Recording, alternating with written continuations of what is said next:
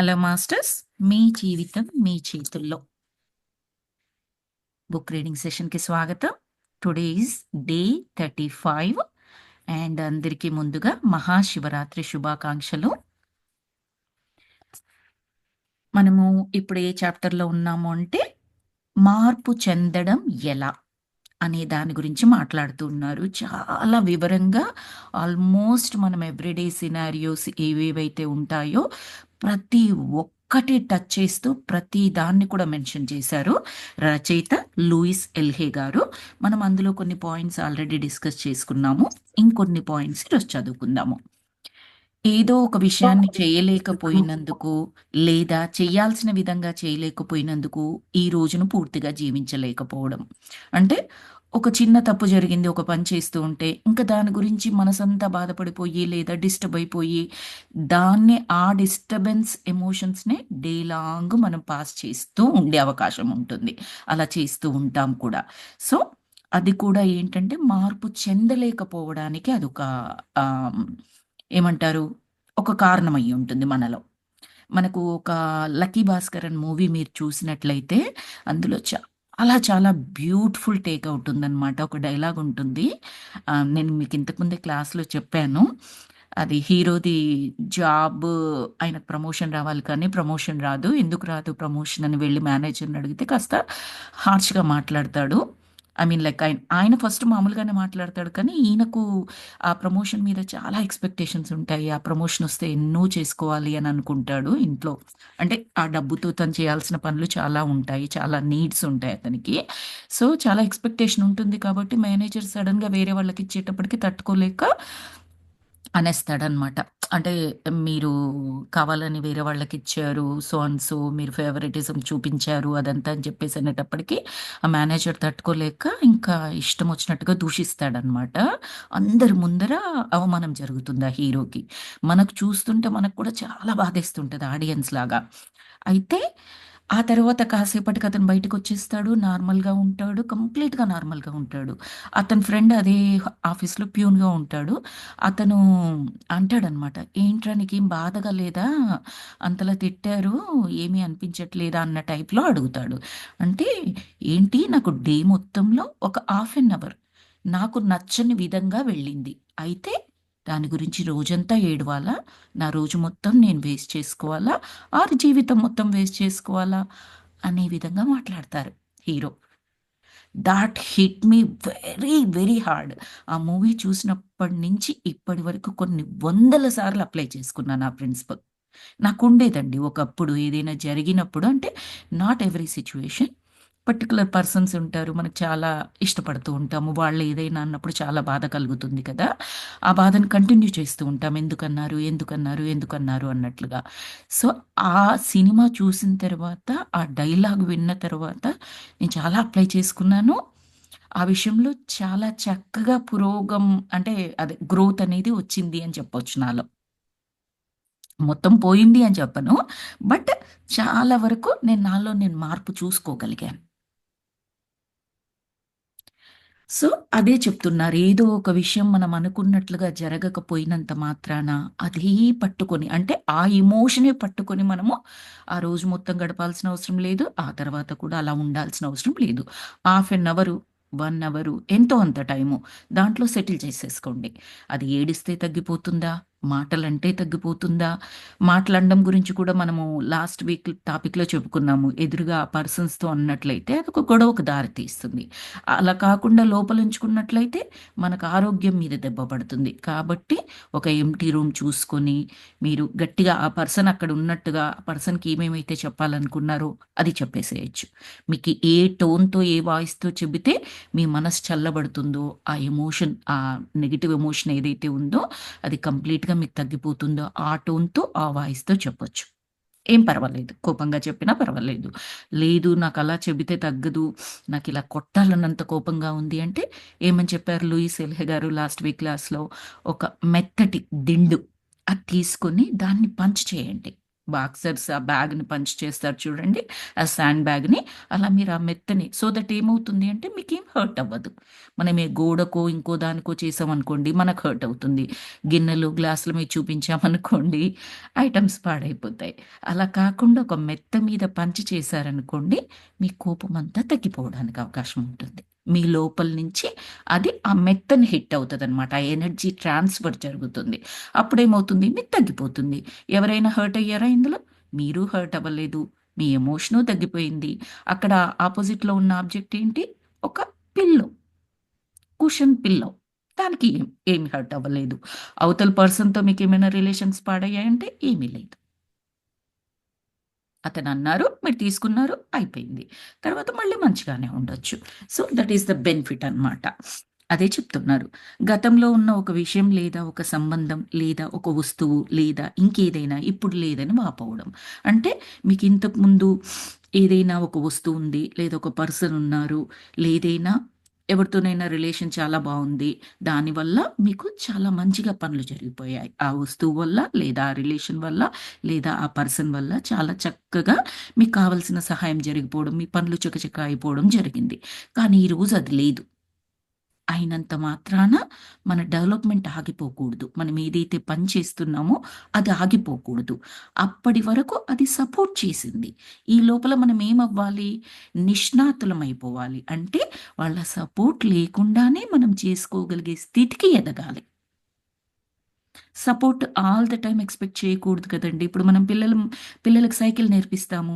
Training wheel పెట్టి నేర్పిస్తాము. Training wheel ఉన్నా కూడా ఇనిషియల్‌గా మనం పక్కనే ఉంటాము పిల్లల కొరకు సపోర్ట్‌కి. ఆ తర్వాత ఏంటి? మనం పక్కన లేకపోయినా ఆ ట్రైనింగ్ వీల్ సహాయంతో వాళ్ళు దర్జాగా ఎళ్ళిపోతూ ఉంటారు. అంటే నాకేమి కింద పడను అన్నది వాళ్ళకొచ్చేస్తది. తెలిసిపోతుందది. ఆ తర్వాత వాళ్ళకి సైకిల్ తొక్కడం వచ్చిన తర్వాత సింపుల్‌గా ట్రైనింగ్ వీల్ వాళ్ళే తీసేస్తారు. No, I don't want it అని చెప్తారు. రైట్? ఆ తర్వాత అదే సైకిల్ మీద ఎంతో ఫాస్ట్‌గా పరిగెట్టగలరు వాళ్ళు. సో, సపోర్ట్ అనేది ఆల్ ది టైమ్ ఉండాల్సిన అవసరం లేదు. సపోర్ట్ తీయగానే మనకేదో నష్టపోయాము, ఇంకేమీ చెయ్యలేము అలా ఉండకూడదు. సో, అదే చెప్తున్నారు. అలా, అలా ఉండనవసరం లేదు. అలా బాధపడనవసరం లేదు అని చెప్పేసి. అప్పటి వరకు దాని సపోర్ట్ ఉంది. అంతే. ఇంకా ఆ తర్వాత నుంచి మనం అది లేకుండా కూడా అంతే ఈజీగా, అంతే ఎఫర్ట్‌లెస్‌గా చేసుకోగలిగేటట్లుగా ఉండాలి. ఇది మనము ఇంకాస్త ఎక్కువ దూరం ఆలోచిస్తే, మనుషులు వాళ్ళ బాడీని వెకేట్ చేసి వెళ్ళినప్పుడు కూడా ఈ ప్రిన్సిపల్ అప్లై చేయొచ్చండి. మనకి ఎనర్జీ పెరిగిన కొలది దాన్ని కూడా మనము యాక్సెప్ట్ చేయగలము. అప్లై చేసుకోగలము. పెద్ద పెద్ద పరమ గురువులుంటారు. వాళ్ళ డియర్ అండ్ నియర్ వన్స్‌ని పోగొట్టుకున్న తర్వాత కూడా వాళ్ళు నెక్స్ట్ డేనే మళ్ళీ వాళ్ళ ఏదైతే ఉంటుందో వాళ్ళ దినచర్య ఏదైతే ఉంటుందో కంప్లీట్‌గా ఇన్వాల్వ్ అయిపోతారు. అయిపోయినంత మాత్రాన వాళ్ళకి ఆ వ్యక్తితో ఎమోషన్ లేదా, వ్యక్తులను ప్రేమించడం లేదా అంటే కాదండి అది. They accepted the truth. వాళ్ళు ఇంకొక లోకంలోకి వెళ్లి కూడా హాయిగా ఉంటారు. ఇది కేవలం మనం ఒకరోజు ఒక డ్రెస్ ఏసుకొని నెక్స్ట్ డే స్నానం చేసినప్పుడు ఇంకొక డ్రెస్ మార్చుకుంటామే, అలాగే అన్నట్లుగా ఆ పరమ గురువులకు తెలుస్తుంది. బికాజ్ వాళ్ళెప్పుడు ఆత్మతత్వంలో ఉంటారు. ఆత్మతత్వంలో ఉండే వాళ్ళకేంటి? ఈ శరీరం ఒక డ్రెస్ లాంటిది. ఈ జన్మకు ఈ శరీరం డ్రెస్. వాళ్ళకది తెలిసిపోయి ఉంటుంది కాబట్టి, వాళ్ళు దానికి సంబంధించిన ఎమోషన్ ఎంత వరకైతే అవసరమో అంతవరకే. It should not stop their life afterwards. So, అది అది ఇంకొక వర్డ్ ఏమని వాడతాం అక్కడంటే డిటాచ్‌మెంట్ అని కూడా అంటాము. Emotional independence is called as detachment అన్నమాట. సో, అదొకటి. తర్వాత గతంలో గాయపడి ఉండడం వలన ఇప్పుడు మీరు ప్రేమను అంగీకరించలేకపోవడం. ఎవరో ఏదో జరిగింది. ఇది ఎస్పెషల్లీ టీనేజర్స్ ఆ ఏజ్‌లో ఉండేవాళ్ళు ప్రేమలో పడితే అది, అది ఎక్కువగా వాళ్ళకి అప్లికబుల్‌గా ఉంటుంది. కాస్త అడల్ట్ వాళ్ళకి కొంచెం తక్కువగానే ఉంటుందని చెప్పొచ్చు. దీనికి సంబంధించిన ఇంపాక్ట్. ఇప్పుడు ఒకరు మోసం చేశారు లేదా ప్రేమ అని చెప్పారు. వాళ్ళు తర్వాత వెళ్ళిపోయారు. ఇంకా మనం ఏం చేస్తాము? గాయపడిపోయి వ్యసనాలకు బానిసలైపోయి లేదా నాకు పెళ్ళే వద్దు, మళ్ళీ ప్రేమే వద్దు, ఇంకెవరి ప్రేమని నేను నమ్మను, ప్రేమ అనేది లేదు, ప్రేమ అంటే బూటకం, ఇలా సినిమా డైలాగ్స్ ఉంటాయి చూడండి. అలా చాలామంది ఉంటూ ఉంటారు. మన నిత్య జీవితంలో కూడా.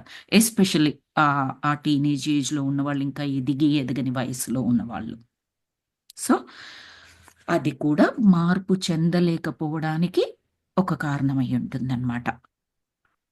గతంలో ఏదో చేస్తే ఏదో విషాదం జరిగిందని భావించి, అదే విధంగా ఇప్పుడు జరుగుతుందని భయపడ్డాం. సెంటిమెంట్స్. జనరల్‌గా మనం సెంటిమెంట్స్ క్యారీ చేస్తాం చూడండి. ఇప్పుడు ఒకసారి ఒకటి చేశాము. అది కుదరలేదు. ఇంకా ఇది నాకు అచ్చి రాదు.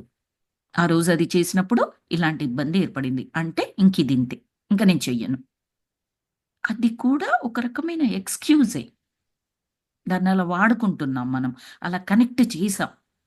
మన లోపల ఏముంటుంది అంటే, అది చెయ్యడానికి ఇష్టంగా ఉండదు లోపల. కాబట్టి ఏం చేస్తాము, ఎక్స్‌టర్నల్ రీజన్స్ కొరకు వెతుక్కుంటాము. ఎక్స్‌టర్నల్‌గా ఏం చేస్తామంటే, ఒకదానికొకటి కనెక్ట్ చేస్తూ ఉంటాము. ఎలాగైతే మనము చెయ్యవలసిన అవసరం లేదో, ప్లస్ మనకేం గిల్టీ ఫీలింగ్ లేకుండా మళ్ళీ. ఇలా సెంటిమెంట్ జోడించామనుకోండి, ఆహా! నేనిది చేశాను అంటే నాకిది అయింది. అందుకే నేనిది చెయ్యను. నేను వాటర్‌లోకి దిగాను అంటే, ఆ రోజు చిన్నగున్నప్పుడు వాటర్‌లో దిగినప్పుడు నేనిలా పడిపోయాను. ఇలా ఇబ్బందయింది కాబట్టి, నేనెప్పుడు వాటర్‌లో దిగను, వాటర్ యాక్టివిటీస్ చేయను, స్విమ్మింగ్ నేర్చుకోను. అలా ఉందనుకోండి, ఇట్స్ జస్ట్ అన్ ఎక్స్‌క్యూజ్. అది ఆ సెంటిమెంట్ అది మనం పెట్టుకున్నది. మనం కనెక్ట్ చేసుకున్న dots so that we don't have to do that అని. ఆ పర్టిక్యులర్ పని చేయనవసరం లేదని చాలా రకాలుగా అప్లై చేసుకుంటూ ఉంటాం మనం ఇది. అది కూడా భావించిన అవసరం లేదు అని చెప్తున్నారు. ఇది 'సీతాయనం' బుక్‌లో కూడా చాలా బాగా వివరిస్తారండి. ఎంత బాగా చెప్పారో అందులో అయితే. సీతమ్మ వారి చెలికత్తెలలో ఒకరికి ఇలాగే మనం చెప్పేది ఏదో ఒకసారి జరిగిన సంఘటన. 'సీతాయనంలో' చెప్పేదేంటంటే జనరేషనల్ కర్స్. అంటే తరతరాలుగా మనకి ఈ శాపం ఉన్నది అని చెప్పేసి చెబుతూ ఉంటారు కదా! మనకు శాపం కాదు కానివ్వండి, కొన్నుంటాయి. తరతరాలుగా మా ఇంట్లో ఇలాగే జరుగుతోంది. ఇదే చేస్తాము, లేదా ఇది చెయ్యము. ఇవే కలర్ వేసుకుంటాము, ఈ కలర్‌లు వేసుకోము. ఇలా కొన్నుంటాయి కదండీ! తరతరాలుగా వస్తున్నది సింపుల్‌గా పాటించేస్తూ ఉంటాము. ఎందుకు తరతరాలుగా వస్తుంది అంటే, అక్కడ ఎప్పుడో ఫస్ట్‌లో కనెక్ట్ చేశారు దాన్ని. కనెక్ట్ చేసిన వాళ్ళ తరువాత నెక్స్ట్ వాళ్ళందరూ ఆ సెంటిమెంట్‌ని 100% ఎనర్జీతో క్యారీ చేశారు. అంటే ఒక చిన్న సీడ్‌కి నీళ్లు పోస్తూ, పోస్తూ, పోస్తూ, పోస్తూ దాన్ని పెద్ద వటవృక్షం చేసేశారు. సో, అప్పుడేమవుతది అంటే ఖచ్చితంగా మీరేదైతే క్యారీ చేసి ఆల్రెడీ బలంగా తయారు చేశారో ఆ సీడ్‌న చిన్నగా ఫస్ట్ జరిగినప్పుడు ఏదో ఒక 10 తరాల వెనకాల ఒకటి జరిగినప్పుడు ఇన్సిడెంట్ వాళ్ళు కనెక్ట్ చేసి పెట్టారు. కనెక్ట్ చేసి బలంగా వాళ్ళ తరంలోని వాళ్ళకు చెప్పారు. వాళ్ళదే నిజమని నమ్మారు, పాటించారు. కాబట్టి వాళ్ళ లోపల ఉన్న ఆ ఆ పర్టిక్యులర్ పని పట్ల నెగెటివ్ ఎమోషన్ వల్ల వాళ్ళకి బ్యాడ్ రిజల్ట్ కలిగి ఉంటది. దాన్ని నెక్స్ట్ తరాల వాళ్ళు కూడా కంటిన్యూ చేస్తూ ఉంటారు. కానీ కంటిన్యూ చేసినప్పుడు ఏంటి? వాళ్ళ మనసులో భయం. ఏదైనా నాకు ఆపద జరుగుతది ఇది చేసినప్పుడు. మా పూర్వీకులందరికీ ఇలాగే జరిగింది. 100% క్యారీ చేస్తున్నారు. ఒక పనికి మీరు 100% ఏ ఎమోషన్ పెట్టినా దానికి సంబంధించిన రిజల్టే వస్తది.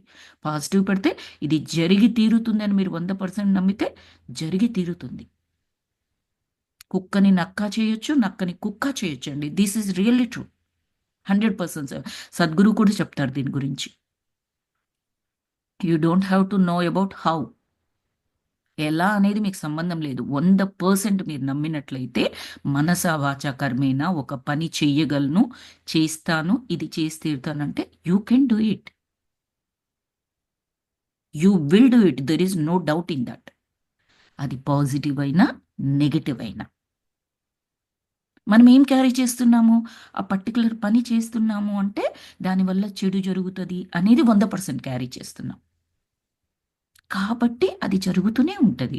ఎప్పుడైతే మీరది క్యారీ చెయ్యరో, 100% డ్రాప్ చేస్తారో, ఎవరైతే డ్రాప్ చేసి ఈ సెంటిమెంట్‌లు నాకు పనికిరావు, అస్సలు నేను పట్టించుకోను అని ఇన్ అండ్ ఔట్. నేను మళ్ళీ మళ్ళీ చెప్తున్నాను 100%. ఎవరైతే దాన్ని డ్రాప్ చేసి ఆ పనిని చేస్తారో వాళ్ళకలాంటి నెగెటివ్ రిజల్ట్ జరగదండి. సీతాయనంలో అదే చెప్తారు. సీత యొక్క చెలికత్తెలలో ఒక ఆమెకు ఉన్న తరతరాలది సంబంధించిన ఏదైతే శాపం ఉంటుందో ఆమెకి క్యారీ అవ్వదక్కడ. వాళ్ళ నాన్నగారు ఊరికే భయపడతారు. మ్యారేజ్ రిలేటెడ్ అనమాట. అక్కడ ఉండేది శాపం వాళ్ళకి. వాళ్ళ నాన్నగారు చాలా భయపడుతూ ఉంటారు. అది సీతమ్మ వారి చెలికత్తెలలో ఒకరి యొక్క నాన్నగారు. కానీ ఈ అమ్మాయి ఈ సీతమ్మ గారి ఎనర్జీ ఫీల్డ్‌లో ఉండటం ఒకటి. ఆ ఎనర్జీ ఫీల్డ్‌లోకొచ్చింది అంటేనే she must be a great master కదా! ఆల్రెడీ గ్రేట్ మాస్టర్ అయ్యుంటది. మళ్ళీ సీతమ్మ వారి పరిధిలో ఉంటుంది కాబట్టి కూడా ఎనర్జీ ఫీల్డ్ పెరగడము, తర్వాత ఈ ఎమోషన్‌కి సంబంధించి నెగెటివ్ ఎమోషన్‌కి సంబంధించింది ఫుల్‌గా డ్రాప్ అవ్వడం వల్ల, ఆ పర్టిక్యులర్ ఏదైతే సెంటిమెంట్ వాళ్ళు క్యారీ చేస్తున్నారో అది జరగదామెకి. మనకైనా అంతే మాస్టర్స్. వాళ్ళు దేవుళ్ళు, ఆమె సీతమ్మ వారి దగ్గరుంది కాబట్టి ఆమెకు జరగలేదు. No, nothing like that. తత్వము అనేది సత్యము ఆల్ ద టైమ్. ఎవరు చేసినా, ఎక్కడ చేసినా, ఎప్పుడు చేసినా. నువ్వొకటి నమ్మి చేస్తున్నావు అంటే, ఆ నమ్మకం జరిగి తీరుతుంది. ఆమె బ్రహ్మకుమారి శివాని గారు ఏం చెప్తారంటే, సంకల్పం సిద్ధి. దట్స్ ఎ లా అని చెప్తారు. నువ్వు 100% సంకల్పం చేసుకున్నావంటే 100% సిద్ధిస్తుంది. ఇట్స్ ఎ లా. నియమము. యూనివర్సల్ లా అది.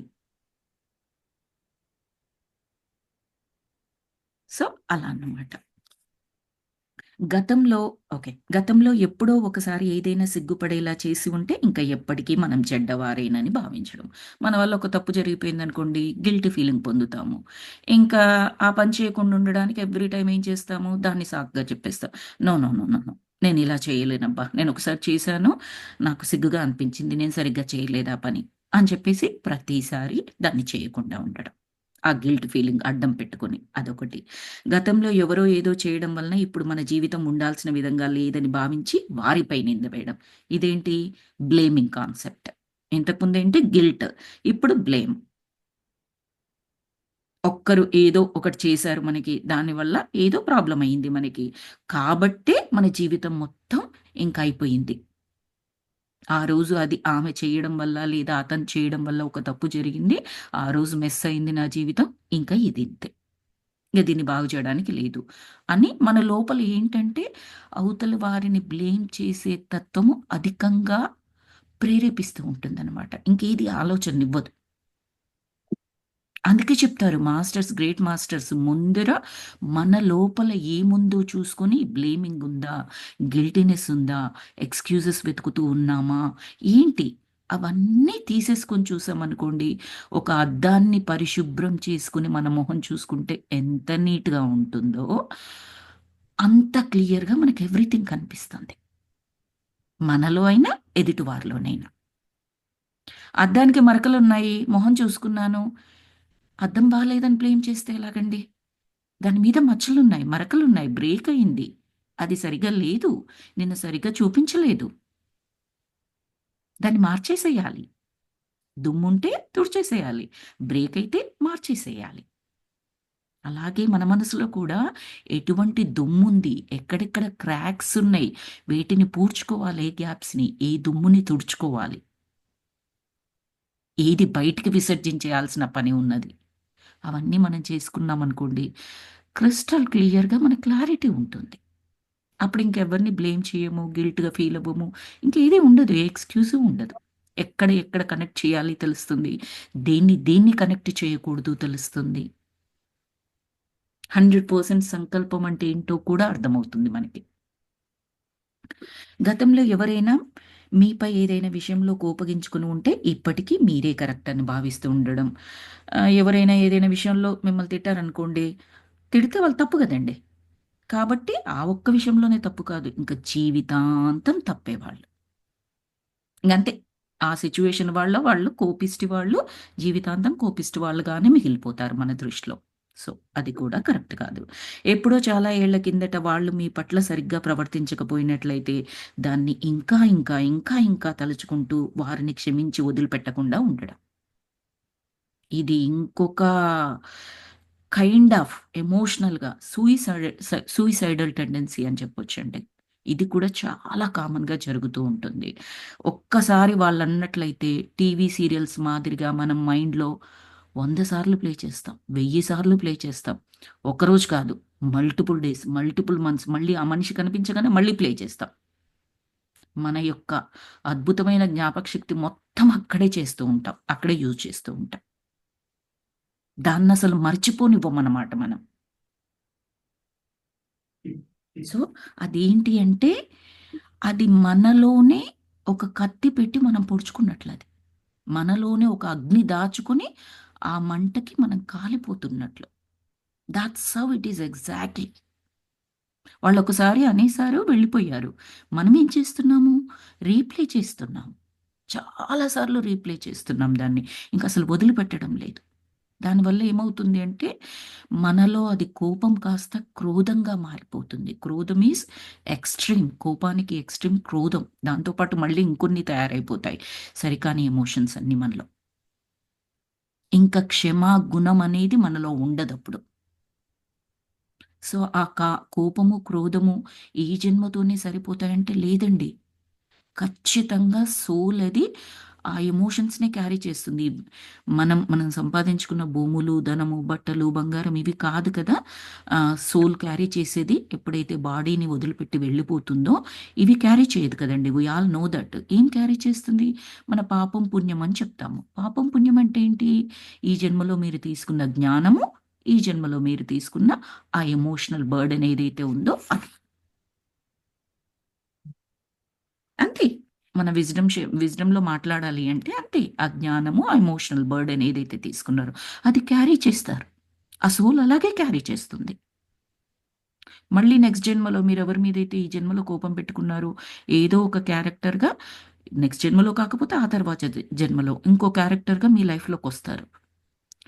ఈ జన్మలో వాళ్ళు మీ మీద కసి తీర్చుకుంటే, ఆ జన్మలో మీరు వాళ్ళ మీద కసి తీర్చుకోవాలి.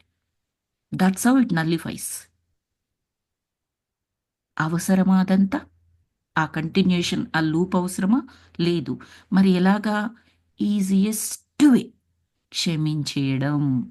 క్షమించేయడం వలన లాభపడుతుందెవరు? 100% మనమే. 1000% మనమే.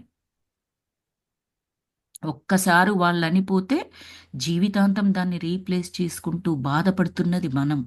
దుఃఖపడుతున్నది మనం. సరికాని ఎమోషన్స్ క్యారీ చేస్తున్నది మనం. దానివల్ల సరికాని ఆలోచనలు, మాటలు, మనం చేసే పనులల్లో కూడా శుద్ధత ఉండదు. అంటే సరిగ్గా చేయలేకపోవడం. పైగా నెక్స్ట్ జన్మలకు క్యారీ అవ్వడం. మళ్ళీ మొదలుపెట్టడం సేమ్ గేమ్. సో, అదంతా వద్దు అంటే అత్యద్భుతమైన క్వాలిటీ క్షమాగుణం. వదిలేసేయండి. Let it go, let it go, let it go. కామన్‌గా క్వైట్‌గా వదిలేయలేకపోతున్నారు. ఇప్పుడే మనం ఒకటి మాట్లాడుకున్నాం కదా! ఎంప్టీ రూమ్‌లోకెళ్ళిపోండి. వాళ్ళని ఏమేమి అనాలనిపిస్తుందో వాళ్ళక్కడే ఉన్నారు అనుకుని, మీకు నచ్చిన టోన్, నచ్చిన వాయిస్ గట్టిగా అనాలనుకుంటున్నారా? ఇంట్లో ఎవ్వరు లేని సమయం చూడండి. ఆ పర్సన్ అక్కడే ఉన్నారు అనుకోండి. ఆ పర్సన్‌ని మీరెలా తిట్టాలనుకుంటున్నారో అలా తిట్టేసేయండి. లోపల నుంచి మొత్తం బయటికి తీసేయండి. కొట్టాలనుకుంటున్నారా? పిల్లో తీసుకొని ఆ పిల్లోని కొట్టేసేయండి. ఒకసారి సరిపోలేదా? ఒక నెల రోజులు చేయాలా? నెల రోజులు చేయండి. ఏం నష్టం లేదు. కానీ కంప్లీట్‌గా బయటికి తీసేయండి. ఇంకా మళ్ళీ మీరు ఆ మనిషిని చూడగానే అది గుర్తుకు రాకూడదు. ఏ బిట్టర్ ఎమోషన్ వాళ్ళ మీద కలగకూడదు మనకు. అప్పుడేంటంటే మీనింగ్ కంప్లీట్‌గా తీసినట్టు. That's kind of a litmus test అని చెప్పొచ్చు. ఒక పరీక్షలాగా. నాకు మొత్తం పోయిందా? ఆ మనిషి మీద కోపం, క్రోధం అదంతా పోయిందా? పోలేదా? ఎలా తెలుస్తది? ఆ మనిషి పేరు విన్నా, ఆ మనిషిని చూసినా, మనిషితో మాట్లాడినా మనకేమవుతుంది? ఆ లోపల నుంచి ఆ బిట్టర్ ఎమోషన్ వచ్చేస్తూ ఉంటది. ఎక్కడో ఓ దగ్గర మనం అవేర్‌నెస్‌లో ఉన్నామనుకో తెలిసిపోతూ ఉంటది. ఇప్పుడు ఆ పర్టిక్యులర్ మనిషిని ఎవరైనా పొగుడుతూ ఉన్నారు. ఏదో వాళ్ళకి అవార్డొచ్చింది, మెడలొచ్చింది, చాలా చేశారు. అందరూ పొగుడుతున్నారు. మనకు నచ్చదు. ఎందుకు? Simple reason. మనని అంతకుముందు ఏదో అన్నాడు అన్నది నచ్చదు. మనకసలు కంగ్రాచ్యులేషన్స్ చెప్తున్నా, నోటితో కంగ్రాచ్యులేషన్స్ లోపల మొత్తం అసూయ. నేను చెప్పాను కదా! కామం, క్రోధంతో పాటు కొన్ని సరికాని ఎమోషన్స్ ఒస్తాయని. ఏంటంటే ఇదిగో ఈ సిట్యుయేషన్‌లో అసూయ, ఈర్ష్య అలా వచ్చేస్తూ ఉంటది వాళ్ళ మీద. ఊరుకుంటామా? వాళ్ళనెవరైతే కంగ్రాచ్యులేషన్స్ చెప్తున్నారో వాళ్ళందరికి వెళ్లి, "ఆ! ఏదో వచ్చిందిలెండి. కాకపోతే ఈమె ఇలాంటిది తెలుసా? ఈయన అలాంటి వాడు తెలుసా?" అలా చెప్తూ ఉంటాం చాడీలు. ఇంకొకటి ఇలా ఒకదానికొకటి అల్లుకుపోతూ ఉంటాయన్నమాట ఆ సరికాని ఎమోషన్స్.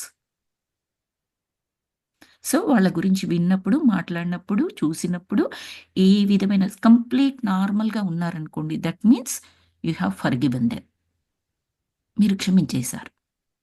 ఆ విధంగా తెలుసుకోవచ్చనమాట.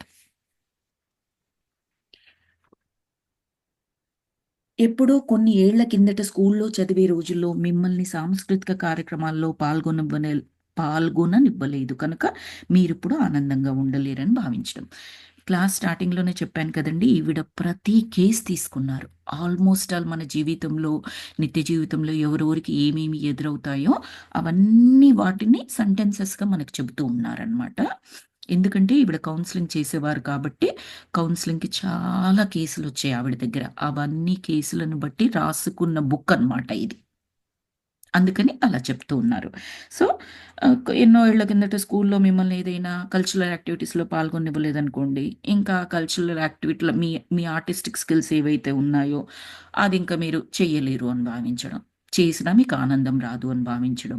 ఒకవేళ పార్టిసిపేట్ చేయాలనుకున్నా మిమ్మల్ని వాళ్ళు పార్టిసిపేట్ చెయ్యనివ్వరు అని మనసులో ఉండిపోవడం అలాగా. అందుకే నేను పార్టిసిపేట్ చెయ్యను. తర్వాత ఒక ఎంట్రన్స్ ఎగ్జామ్‌లో సరిగ్గా రాయలేదు కనుక ఇంకెప్పటికీ ఎంట్రన్స్ ఎగ్జామ్ సరిగ్గా రాయలేమని భావించడం. This is all again one kind of sentiments. Connecting the dots in a different way.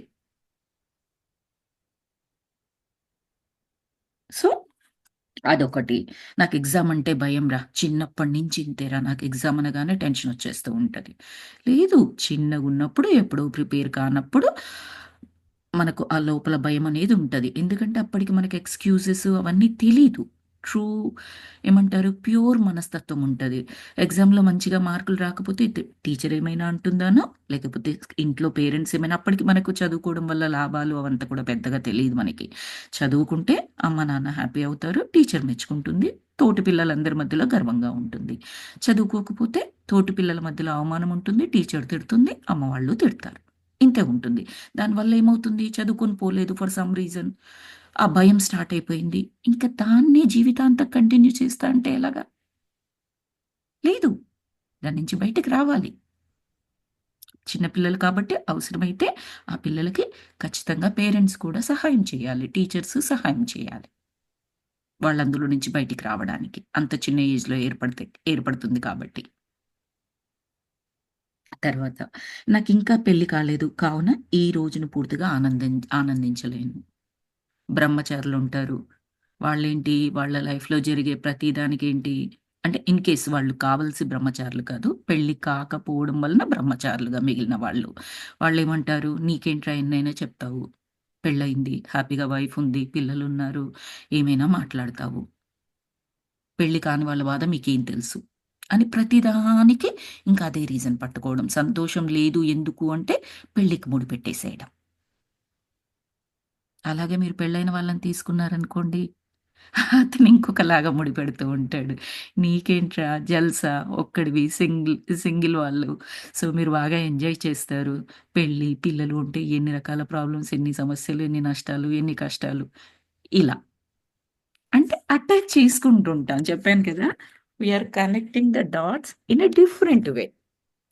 దాన్ని సెంటిమెంట్స్ అని, ఎక్స్‌క్యూజెస్ అని రకరకాలుగా పిలుచుకుంటూ ఆ లూప్‌లో చిక్కుకుపోతూ ఉంటామనమాట. ఒక్కసారి నేనలా అనిపించుకుని జీవితంలో గాయపడ్డాను కనుక ఇక మీదట ఎవరిని నమ్మను. ఒక్కరు మనల్ని మోసం చేశారనుకోండి, ఇంక నేనెవరిని నమ్మను. ఎప్పుడో ఒకసారి దొంగతనం చేసుంటే దాన్ని తలుచుకొని ఎప్పటికీ మనల్ని మనం శిక్షించుకోవడం. ఏదైనా అవసరం కొద్దో, లేకపోతే వీక్ మూమెంట్‌లో ఉండో ఏదైనా చిన్నపాటి దొంగతనం చేసినా కూడా, ఆ గిల్ట్‌ని పదే పదే ఇది కూడా ఇంకొక టైప్ ఆఫ్ గిల్ట్. పదే పదే తలుచుకోవడం, పదే పదే శిక్షించుకోవడం. నా తప్పు క్షమించరానిది. నేను తప్పు చేశానని పదే పదే శిక్షించుకోవడం. నో. గిల్ట్ ఫీలింగ్ కూడా అస్సలు క్యారీ చేయకూడదండి.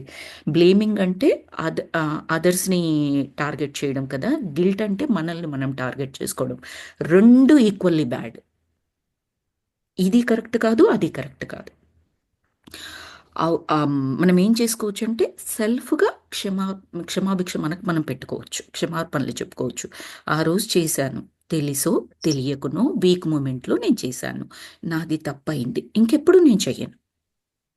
ఇంకెవరైనా చేస్తున్నా అది తప్పు అని నేను చెప్పగలిగే స్థితిలో ఉంటే, వాళ్ళు వినగలిగే స్థితిలో ఉంటే నేను చెబుతాను. అంతే. Close chapter. ఇంక దాన్ని క్యారీ చేయనవసరం లేదు. ఆ తప్పుకు ఏమీ శిక్ష కూడా ఉండదు. అదొక పాపంగా పరిగణించబడదు. ఎందుకు అంటే మీరు తెలుసుకున్నారు. ఒక కర్మకి శిక్ష అంటుంటారు చూడండి. శిక్ష కాదు యాక్చువల్లీ. మన మెడిటేషన్ లాంగ్వేజ్‌లో శిక్షణ అంటాము. దేవుడి బుక్కులో అసలు శిక్ష అనేది ఉండదండి భగవంతుడి బుక్కులో. శిక్షణనే. మనమే దాన్ని శిక్షలాగా మాట్లాడుకుంటూ ఉన్నాం కానీ శిక్షణ. నీకెప్పుడైతే ఒక పని చేసి అది తప్పు అని తెలిసి మళ్ళెప్పుడూ చెయ్యకూడదు, ఇంకెవరి చేత చెయ్యనివ్వకూడదు అంటే కుదిరితేనే. మనం చెప్తే వాళ్ళు అవతల వాళ్ళు వినాలి కదండీ! వినలేకపోతే మనం ఏం చేయలేము. మనం చెప్పగలిగేటట్లయితే చెప్పడం వరకే అంతే. అలా చేశారనుకోండి, ఇంకా ఆ కర్మకు రిలేటెడ్ ఏదైతే పాపమని మనం అనుకుంటున్నామో we don't have to carry. That's done chapter. ఇప్పుడు ఒకరు తప్పు చేశారు. ప్రూవ్ అయిపోయింది కోర్ట్‌లో. ఒక సంవత్సరం పాటు శిక్ష ఉంది. శిక్ష వేసేశారు. అయిపోయింది. శిక్ష అనుభవించేశాడు. బయటకొచ్చేశాడు. మళ్ళీ అదే అదే పనిని అదే తప్పుని సాకుగా చూపించి ఇంకొకసారి శిక్ష వేయరు కదండీ! మళ్ళెప్పుడు మీరు తప్పు చేయలేదనుకోండి, డన్ డీల్. మీరు చేసిన తప్పుకి 1 ఇయర్ శిక్ష అయిపోయింది. బయటకొచ్చేశారు. You can start your life. మళ్ళీ ఇంకొకసారి శిక్ష వెయ్యరు. మనం పెట్టుకున్న ఈ చట్ట వ్యవస్థలోనే ఇంత చక్కగా చేసుకుంటున్నామంటే, ఆ భగవంతుడు పెట్టిన వ్యవస్థ ఎలా ఉంటుందండి? ఖచ్చితంగా బెటర్‌గానే ఉంటుంది కదా! మళ్ళీ శిక్షిస్తాడా? ఒకవేళ శిక్ష అనుకుంటే శిక్షించడు. శిక్షణ అనుకుంటే మనకవసరం లేదు. That chapter is over. నేర్చేసుకున్నాం. ఆ పని చేస్తే ఏంటి? ఏం తప్పు జరుగుతుంది? ఆ తప్పు జరిగితే ఎలాంటి ఇబ్బంది కలుగుతుంది అవతల వారికైనా, మనకైనా. సో, అది ఇంక నేను చెయ్యను. అంటే జ్ఞానం పూర్తిగా వచ్చింది ఆ పని పట్ల. ఎలా చెయ్యాలి? ఎలా చెయ్యకూడదు? 2 ఆ జ్ఞానం పూర్తిగా వచ్చిందంటే థట్ చాప్టర్ ఈస్ కంప్లీటెడ్. నేర్చేసుకున్నాం ఆ పాఠం మనం. శిక్షణ పూర్తయిపోయింది. So, don't have to carry that feeling, that guilt feeling తప్పు చేశామనేది. తర్వాత నేను బీద కుటుంబంలో పుట్టాను గనక ఇంకెప్పటికీ పైకి రాలేను. ఇది ఓన్లీ ధనానికి సంబంధించిందే కాదండి. పర్టిక్యులర్ ఫ్యామిలీ ఎన్విరాన్మెంట్ ఎవరికైనా బాలేకపోతే తప్పకుండా ఏదో ఒకటి ఉంటుందండి ప్రతి ఒక్కరికి. డబ్బుంటే ఇంకొక రకంగా ఇబ్బంది కలగొచ్చు. డబ్బు లేకపోతే దానివల్ల ఇబ్బంది కలగొచ్చు. ఏదో రకంగా 100% ఫ్యామిలీ సర్కమ్‌స్టాన్సెస్ అన్నీ సరిగ్గా ఉండాలని ఏమీ లేదు కదా రూలు. అన్నీ ఉంటే అసలు మనము నేర్చుకోవడానికి ఇంకేమీ ఉండదక్కడ.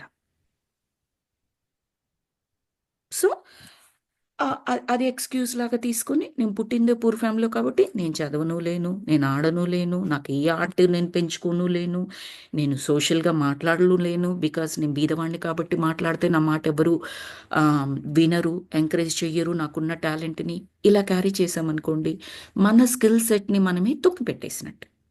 ఏ రీజన్‌తో? ఫ్యామిలీ పూర్ అన్న రీజన్‌తో. నో. అది కూడా మనల్ని మార్పు చెందనివ్వకుండా చేస్తుంది. ఎన్నో ఎగ్జాంపుల్స్, ఎన్నో కేసెస్ ఉన్నాయి మనకు. ఆహ్, ఈ ప్లానెట్ మీద. ఐ మీన్ మన ఎర్త్ ప్లానెట్ మీద. ఎంతోమంది పేదరికంలో పుట్టి అత్యంత ధనవంతులుగా మారిన వాళ్ళు. అదర్ వే కూడా ఉన్నారు. ధనవంతులుగా పుట్టి పేదరికంగా మారిన వాళ్ళు కూడా ఉన్నారు. అస్సలు చదువులేని ఫ్యామిలీలో పుట్టి అత్యంత గొప్పగా చదివిన వాళ్ళున్నారు. అత్యంత గొప్పగా చదివిన కుటుంబంలో పుట్టి, కంప్లీట్ అసలు చదువు లేకుండా ఉన్నవాళ్ళంటే ఏదో చదువుతారంతే తప్పిస్తే వాళ్ళకసలు ఏ జ్ఞానము ఉండదు ఎడ్యుకేషనల్ పరంగా. అలాగే ఆర్టిస్టిక్ వేలో. మంచి సంగీత విద్వాంసుల ఇంట్లో పుట్టి వాళ్ళకు ఏది సరిగమ పదనిస కూడా తెలియకపోవచ్చు. అసలు ఏ బ్యాక్‌గ్రౌండు లేకుండా వాళ్ళు కంప్లీట్ ఆ పర్టిక్యులర్ ఆర్టిస్టిక్ స్కిల్స్‌లో హై లెవెల్‌కెళ్ళొచ్చు. So, nothing should stop you. నీకు సంకల్పం ఉన్నట్లయితే నథింగ్ షుడ్ స్టాప్ యూ. దేన్ని ఎక్స్‌క్యూజ్ లాగా, రీజన్ లాగా, సెంటిమెంట్ లాగా పెట్టేసుకొని మన యొక్క అభివృద్ధిని మనము ఆపేయకూడదు. అది ఆవిడ చెప్పాలనుకుంటుంది ఇన్ని ఎగ్జాంపుల్స్ ద్వారా, ఇన్ని కేసెస్ ద్వారా. సో మనము ఇలాగ గతానికి అతుక్కుపోతున్నామని మనము తెలుసుకోలేకపోతున్నాము. ఏదేమైనా గతం ఎంత ఘోరంగా ఉన్నా అది కేవలం మనల్ని బాధిస్తుంది. వాళ్ళు నిజంగా ఈ విషయాల్ని అస్సలు పట్టించుకోరు. సాధారణంగా వారు ఆ స్పృహలో కూడా ఉండరు. కానీ మనల్ని మనమే దుఃఖింప చేసుకుంటూ ఈ వర్తమాన క్షణంలో పూర్తిగా ఇమడలేకపోతున్నాం. అంటే గతంలో ఏదైనా జరిగితే, అది ఒక పరిస్థితి కానివ్వండి, ఒక మనిషి వల్ల కానివ్వండి, ఏదైనా జరిగితే దాన్ని అంటిపెట్టుకొని మనము ఒక అడుగు ముందుకు వేయలేకుండా మనం ఉంటున్నాము. అంతే తప్పిస్తే అసలు ఆ అంటుకున్నది తీసుకోవడానికి కూడా ప్రయత్నం చేయట్లేదు. అంటుకుంది అని అడిగేయకుండా అక్కడే ఆగిపోతున్నాం మనం. సో అలా కాదు, వర్తమాన క్షణంలోకి అడుగు వెయ్యాలి. దానికి సంబంధించిన జ్ఞానం తీసుకోవాలి. అక్కడికక్కడ ఆ అంటును వదిలించుకోవాలి. ముందుకు అడిగేస్తూనే ఉండాలి. దాన్ని కడిగేసుకుని మరి అడుగు ముందుకు వెయ్యాలి. అంటుకున్న దాన్ని కడిగేసుకుని ముందుకు వెయ్యాలి. లేకపోతే ఆ అంటు మనతో పాటే వస్తుంది కదండి. ప్రతి అడుగుతో పాటు అంటు వస్తుంది కదా. కడిగేసుకున్నారనుకోండి, ఫ్రెష్ పాదం, మళ్ళీ ఫ్రెష్ అడుగు అది. సో అలా చేయమంటున్నారు. ఏది ఏమైనా గతం జరిగిపోయింది, అది అయిపోయింది. దాన్ని ఇప్పుడు మనం మార్చనులేము. ఈ క్షణాన్ని మాత్రమే మనం అనుభవించగలము. ఇలా మనం గతంలో మనల్ని తీవ్ర విషాదాలకు గురి చేసిన సంఘటనలకు అతుక్కుపోయి వాటి జ్ఞాపకాలతోనే బ్రతుకుతూ ఈ వర్తమాన క్షణంలో నిజమైన అనుభవాల్ని మన జీవితంలో కోల్పోతున్నాము. ఎస్, ఆవిడ చెప్పాలనుకుంటున్నది ఇదన్నమాట. తర్వాత ఏమంటున్నారంటే వదిలిపెట్టేయాలి. దేన్ని వదిలిపెట్టేయాలి? ఇప్పుడు మనం మన మనసుల్లోని గతపు అనుభవాలని శుభ్రం చేసుకుందాము. ఇప్పటివరకు ఏమని చెప్పారు? ఏ ఏ విధంగా మనం అంటిపెట్టుకొని ఉంటామో చెప్పారు. వాటన్నింటినీ వదిలివేయాలి. ఎలా వదిలివేయాలో చెప్తున్నారు. ఇప్పుడు మనం మన మనసుల్లోని గతపు అనుభవాల్ని శుభ్రం చేసుకుందాం. అదే కదా, మనం వాష్ చేసుకోవాలి అని అనుకున్నాం కదా, కడుక్కోవాలి అని అనుకున్నాం కదా పట్టిన అంటుని. సో అది చెప్తున్నారు. ఆ గతపు అనుభవాలతో ముడిపడి ఉన్న మీ భావాలను వదిలిపెట్టేయండి. ఆ జ్ఞాపకాలను కేవలం జ్ఞాపకాలు మాత్రమే ఉండనివ్వండి. ఆ అనుభవంలో నుంచిన సారం, జ్ఞానం మాత్రమే తీసుకోండి. ఎప్పుడో కొన్నేళ్ల కిందట ఈ 3వ క్లాస్‌లో మీరే బట్టలు తొడుక్కున్నారోనని మీరిప్పుడు ఆలోచిస్తే, సాధారణంగా ఆ జ్ఞాపకాలతో మీకు ఏ అనుబంధము ఉండదు. ఏ బంధము ఉండదు. అది కేవలం ఒక జ్ఞాపకం మాత్రమే. అంతే కదండీ! సో, అంత సింపుల్‌గా తీసేసుకోవచ్చు అని తీసుకోవాలి. ఇట్స్ నాట్ సింపుల్ అని అనుకుంటాం. Yes, I accept that. But once you elevate your energy, మీరు శక్తిని పెంచుకున్నట్లయితే ధ్యానం ద్వారా, స్పిరిచువల్ సర్వీస్ ద్వారా, జ్ఞానం తీసుకోవడం ద్వారా, పెద్ద పెద్ద గురువుల సమక్షంలో ధ్యానం చేయడం ద్వారా, వాళ్ళ యొక్క బోధనలు, జ్ఞానాన్ని వినడం ద్వారా ఏమవుతుందంటే మనలోని ఎనర్జీ పెరుగుతుంది. అప్పుడు మనకు ఈ 3వ తరగతిలో బట్టలు ఏమేసుకున్నాము అన్నది ఒక జ్ఞాపకంలాగా ఎలా మిగిలిపోయిందో, మనకు జరిగిన ఏదైనా చేదు కూడా అంతే జ్ఞాపకంలాగా మిగిలిపోతుంది. There is no difference at all. Because మన యొక్క శక్తి అంత గొప్పగా ఉన్నది. దానిని రెండింటిని కూడా ఒకే విధంగా చూడగలిగేది. మనం మధ్యలో చెప్పుకున్నాం కదా ఒక ఎగ్జాంపుల్. పరమ గురువులు, పెద్దవారు, సర్వం తెలిసిన వాళ్ళు, వాళ్లకు డియర్ అండ్ నియర్స్, వాళ్ళ ఫ్యామిలీ మెంబర్ చనిపోయినా కూడా నెక్స్ట్ డే యాజ్ యూజువల్గా వాళ్ళు వర్క్ చేసుకుంటూ పోతారు. వాళ్ళకి అక్కడ ఎమోషన్స్ లేవని కాదు, డిటాచ్మెంట్ అది. They know what it is. Everybody has to leave their body one or other day. They term is over. అదంతా వాళ్ళు మనసా వాచా కర్మేన నమ్మిన జ్ఞానం కాబట్టి అలా ఉండగలరు. మనము రోజుల తరబడి ఏడ్చి వాళ్ళ గురించి గుర్తు చేసుకుంటే మనకేమో చాలా ఎక్కువ ప్రేమ ఉన్నట్టు, వారికేమో అసలు ఏమీ ప్రేమ లేదు, వాళ్ళు ప్రేమించే మనుషులు కాదు, వాళ్ళు ఇలాంటి అలా అలా అనుకోవడానికి లేదండి. యాక్చువల్గా ఏమని చెబుతారు అంటే, మీరు సోల్ రిలేటెడ్ బుక్స్ ఏం తీసుకున్నా కూడా ఏం చెప్తారు అంటే, ఈవెన్ మన ఇంట్లో పెట్ చనిపోయినా సరే, కొంతమందికి ఆ పెట్స్‌తో కొంతమందికేంటి చాలా మందికి పెట్స్ ఉన్నట్లయితే చాలా అనుబంధం ఉంటది. దాని యొక్క డిస్మిసల్‌ని మనం తట్టుకోలేం. అది గాని పోయింది అంటే మనం తట్టుకోలేం కదండీ! సో, దాన్ని పదే పదే గుర్తు చేసుకోవడం, మనతో ఎలా ఆడుకుంది, ఏంటి పెట్ విషయంలో అయితే. మనుషుల విషయంలో అయితే వాళ్ళతోని ఎలా గడిపాము, ఎలా ఉన్నాము, వాళ్ళేం చేసేవాళ్ళు, మనం ఏం చేసేవాళ్ళము, ఆ జ్ఞాపకాలన్నీ పదే పదే గుర్తుకు చేసుకుంటూ మీరు ఆనందంగా ఉంటే ఓకే. బాధపడుతున్నారనుకోండి, అదేమవుతుందంటే, ఆ పర్టిక్యులర్ సోల్ బాడీ వెకేట్ చేసెళ్ళింది కదండీ! ఇంకొక ప్లేన్‌లో ఉంటుంది. అంటే ఇంకొక తలంలో ఉంటుందది. ఈ శరీరాన్ని వదిలిపెట్టేసి, సూక్ష్మ శరీరంతో ఇంకొక తలంలో ఉంటుంది. ఆ తలంలో ఉన్నా కూడా మనవి రీచ్ అవుతూ ఉంటాయి వాళ్ళకి. డిస్టర్బెన్స్‌గా ఉంటుంది. అట్‌లీస్ట్ కొద్ది కాలం వరకైనా. ఇది సోల్ రిలేటెడ్ బుక్స్‌లో మీకు క్షుణ్ణంగా తెలియచేస్తారు. ఈవెన్ పెట్స్‌కి కూడా ఉంటుందంట. ఇది నేను నిన్ననే విన్నాను. మనుషులకు సంబంధించి ఉంటుందనేది నేను ఇంతకు ముందే చదివాను, విన్నాను. బట్ పెట్స్‌కి కూడా ఉంటుందంట ఆ ఇబ్బంది. యాక్చువల్‌గా పెట్స్‌కి ఇక్కడ బాడీ వెకేట్ చేసి ఎళ్ళిన తర్వాత, పైలోకాల్లోకెళ్ళిన తర్వాత, అక్కడ కూడా వాళ్ళకి సంబంధించిన మాస్టర్‌ని చూసుకొని, వాళ్ళతో తొందరగా అటాచ్ అయిపోయి, అంటే వాళ్ళతో ఆ ప్రేమలో పడిపోతాయి. మనకి మన దగ్గరకొచ్చినప్పుడు ఎలాగైతే మనతో ఉంటాయో, ఆ పైలోకాల్లోకెళ్ళిపోయిన తర్వాత కూడా తొందరగా మాస్టర్‌ని పట్టుకోవడము, ఆ లోకాల్లో ఉండే వాళ్ళని పట్టుకొని వాళ్ళతో పాటు అంతే ప్రేమగా వాళ్ళ జీవనం కొనసాగిస్తూ ఉంటాయి. కానీ పదే పదే మనం గుర్తు చేసుకోవడం వల్ల ఏమవుతుంది అంటే, అది అక్కడను ఉండలేక, మనతోనే అటాచ్ అవ్వలేక, మనకు నిద్రలో, కలలో, ధ్యానం ఎక్స్‌పీరియన్సెస్‌లో అలా కనిపిస్తూ ఉంటదంట. కనిపిస్తూ ఉంటది అంటే, దాని యొక్క సూక్ష్మ శరీరం ఏదైతే ఉందో, మన దగ్గరికి ఆ పర్టిక్యులర్ టైంలో వచ్చినట్టు. మనం ధ్యానం నుంచి బయటికి రాగానే ఏమవుతుంది? మనం బాడీ అవేర్‌నెస్‌లోకొస్తాము. అప్పుడు అదేం చెయ్యాలి? అదెళ్ళిపోవాలి దాని లోకంలోకి. So, back and forth travel చేయాల్సొస్తదది. నిద్రలో ఉన్నాము. దాని గురించే అనుకుంటూ ఉన్నాం కాబట్టి నిద్రలో కనిపిస్తూ ఉంటది. మళ్ళీ మనం నిద్ర లేవగానే ఏమవుతాము? ఈ భౌతిక శరీరంలోకొచ్చేస్తాం కాబట్టి ఈ లోకంలో ఉంటాము. మరి అదేం చెయ్యాలి? దానికో శరీరం అంటూ లేదు. It has to go back to his world. ఆ సూక్ష్మ వరల్డ్ ఏదైతే ఉందో, సూక్ష్మ లోకం ఏదైతే ఉందో అక్కడికెళ్ళిపోవాలి. సో, బ్యాక్ అండ్ ఫోర్త్ అక్కడ ఆ మాస్టర్‌తో ఉండలేదు. ఇక్కడ మనతోనూ ఉండలేదు. ఇట్స్ ఎ గ్రేట్ పెయిన్ అంట వాటికి. ఈవెన్ హ్యూమన్ బీయింగ్స్ కూడా అంతే అని చెప్తారనమాట. ఆ నెక్స్ట్ లోకంలో వాళ్ళు సెటిల్ కాకుండా ఉండడానికి మనమే ఇండైరెక్ట్‌గా మన ప్రేమతో అవరోధం కలిగిస్తున్నాం. ఆ జ్ఞాపకాలతో ఆనందంగా ఉండండి తప్పులేదు. వాళ్ళు ఉన్నప్పుడు ఏవైతే జ్ఞాపకాలు కలిగి ఉన్నారో ఆనందంగా గుర్తు చేసుకోండి. ఇంకా సోల్ జర్నీ అయిపోయిందక్కడ. ఆ బాడీతో ఆ సోల్ జర్నీ అయిపోయింది. సో, అది చెప్తారు. ఇది కూడా కాస్త అంటే ఇంప్లిమెంట్ చేయడం బెటర్‌గానే ఉంటుందండి. చెప్పినంత ఈజీ కాదు. But that is the truth అంతే. సో, ఇదే దృక్పథంతో మన గతంలోని అన్ని సంఘటనలని చూడొచ్చు. దీనికి నేనొక ఎగ్జాంపుల్ కూడా చెప్తానండి. సద్గురు గారి గురించి మీకందరికీ తెలుసు కదా! సద్గురు గారి వైఫు యోగ సిద్ధి ద్వారా ఆమె శరీరాన్ని వదిలిపెట్టి వెళ్లారు. అందరికీ తెలిసే ఉంటుంది. నార్మల్ డెత్ కాదండి. తను ముందే ప్లాన్డ్‌గా ఇంకా నేను ఈ బాడీ తీసుకున్న కారణం అయిపోయింది.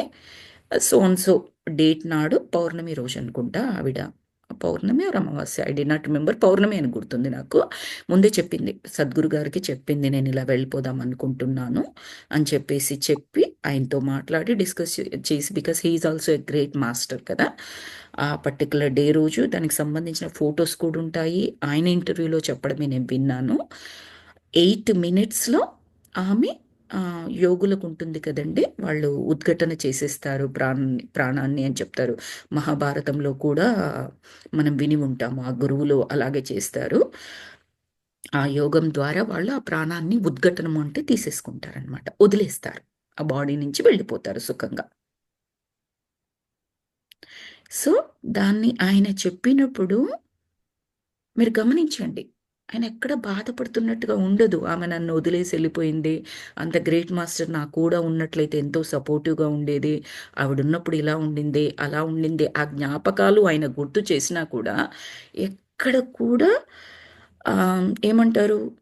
సరికాని ఎమోషన్ అంటే ఆ బాధకు సంబంధించిన, దుఃఖానికి సంబంధించింది అలా ఎక్కడ కనపడదు. Because he knows that body మాత్రమే వదిలేసింది. వేరే లోకాల్లో ఆమె ఇంకొక డ్యూటీ ఏదైతే ఉందో ఆ డ్యూటీకి వెళ్ళిపోయింది ఆమె. ఆర్ ఏదైతే జ్ఞానం నేర్చుకోవాలని ఆమె అనుకుంటుందో ఆ జాబ్లోకి వెళ్ళిపోయింది. Why he is able to do it? Because of his energy levels. ఆ ఎనర్జీకి రీచ్ అయితే అందరికీ అలాగే ఉంటుందా అంటే అబ్సల్యూట్లీ నో డౌట్. తర్వాత ఇదే దృక్పథంతో మన గతంలోని అన్ని సంఘటనల్ని చూడవచ్చు. ఇప్పుడు గతాన్ని వదిలిపెట్టి వేయడం వలన మన మనోశక్తిని ఈ వర్తమాన క్షణాన్ని పూర్తిగా ఆస్వాదించడానికి మరి ఉజ్వలంగా మన భవిష్యత్తుని తీర్చిదిద్దుకోవడానికి కూడా ఉపయోగించుకోవచ్చు. అంటే గతంలోని చేదు జ్ఞాపకాలని అక్కడే వదిలేసి జ్ఞాపకం ఆ చేదు అనుభవంలో నుంచి వచ్చిన జ్ఞానాన్ని మాత్రమే తీసుకుని వర్తమాన క్షణాన్ని భవిష్యత్తుని నిర్మించుకోవచ్చు, ఆనందించవచ్చు అంటున్నారు. మనం ఇప్పుడు వదిలిపెట్టేయదలుచుకున్న వాటన్నింటినీ ఒక లిస్ట్ లాగా వ్రాసుకుందాం. ఇప్పుడు ఇలా వదిలిపెట్టేయాలని మీరు నిర్ణయించుకున్నప్పుడు మీలోని ప్రతిస్పందనలని గమనించండి. వాటిని మీరు వదిలిపెట్టేయాలంటే ఏం చేయాలి? మీలోని నిరాకరణ ధోరణి ఏ స్థాయిలో ఉంది గమనించండి. సో ఏమని చెప్తున్నారంటే, ధ్యానం చేస్తే ఎరుక వస్తుంది మనకి. ఎరుక అంటే ఏంటంటే మనమేంటో మనకు తెలిసి రావడం. మనలో ఉన్న ప్లస్ మైనస్ 2 బలాలు, బలహీనతలు 2 తెలియాలండి. బలం మాత్రమే కాదు, బలహీనతని కంపల్సరీ తెలియాలి. బలాలు తెలిసినా తెలియకపోయినా అవి కూడా తెలియాలనుకోండి. బట్ బలహీనతలు కూడా ఖచ్చితంగా తెలియాలి. అప్పుడే వర్క్ చేయగలం. ఏ వేటి మీద ఏ విధంగా వర్క్ చేయాలి, దేనికి ఏది సొల్యూషన్. కొన్ని వదిలిపెట్టేయాల్సినవి ఉంటాయి, కొన్ని accept as it is accept చేసి వదిలేయడం, ఇంకేం చేయలేం. కొన్నింటి మీద వర్క్ చేయాల్సి ఉంటుంది మనం. అంటే బలహీనతల్ని బలంగా మార్చుకోవడం.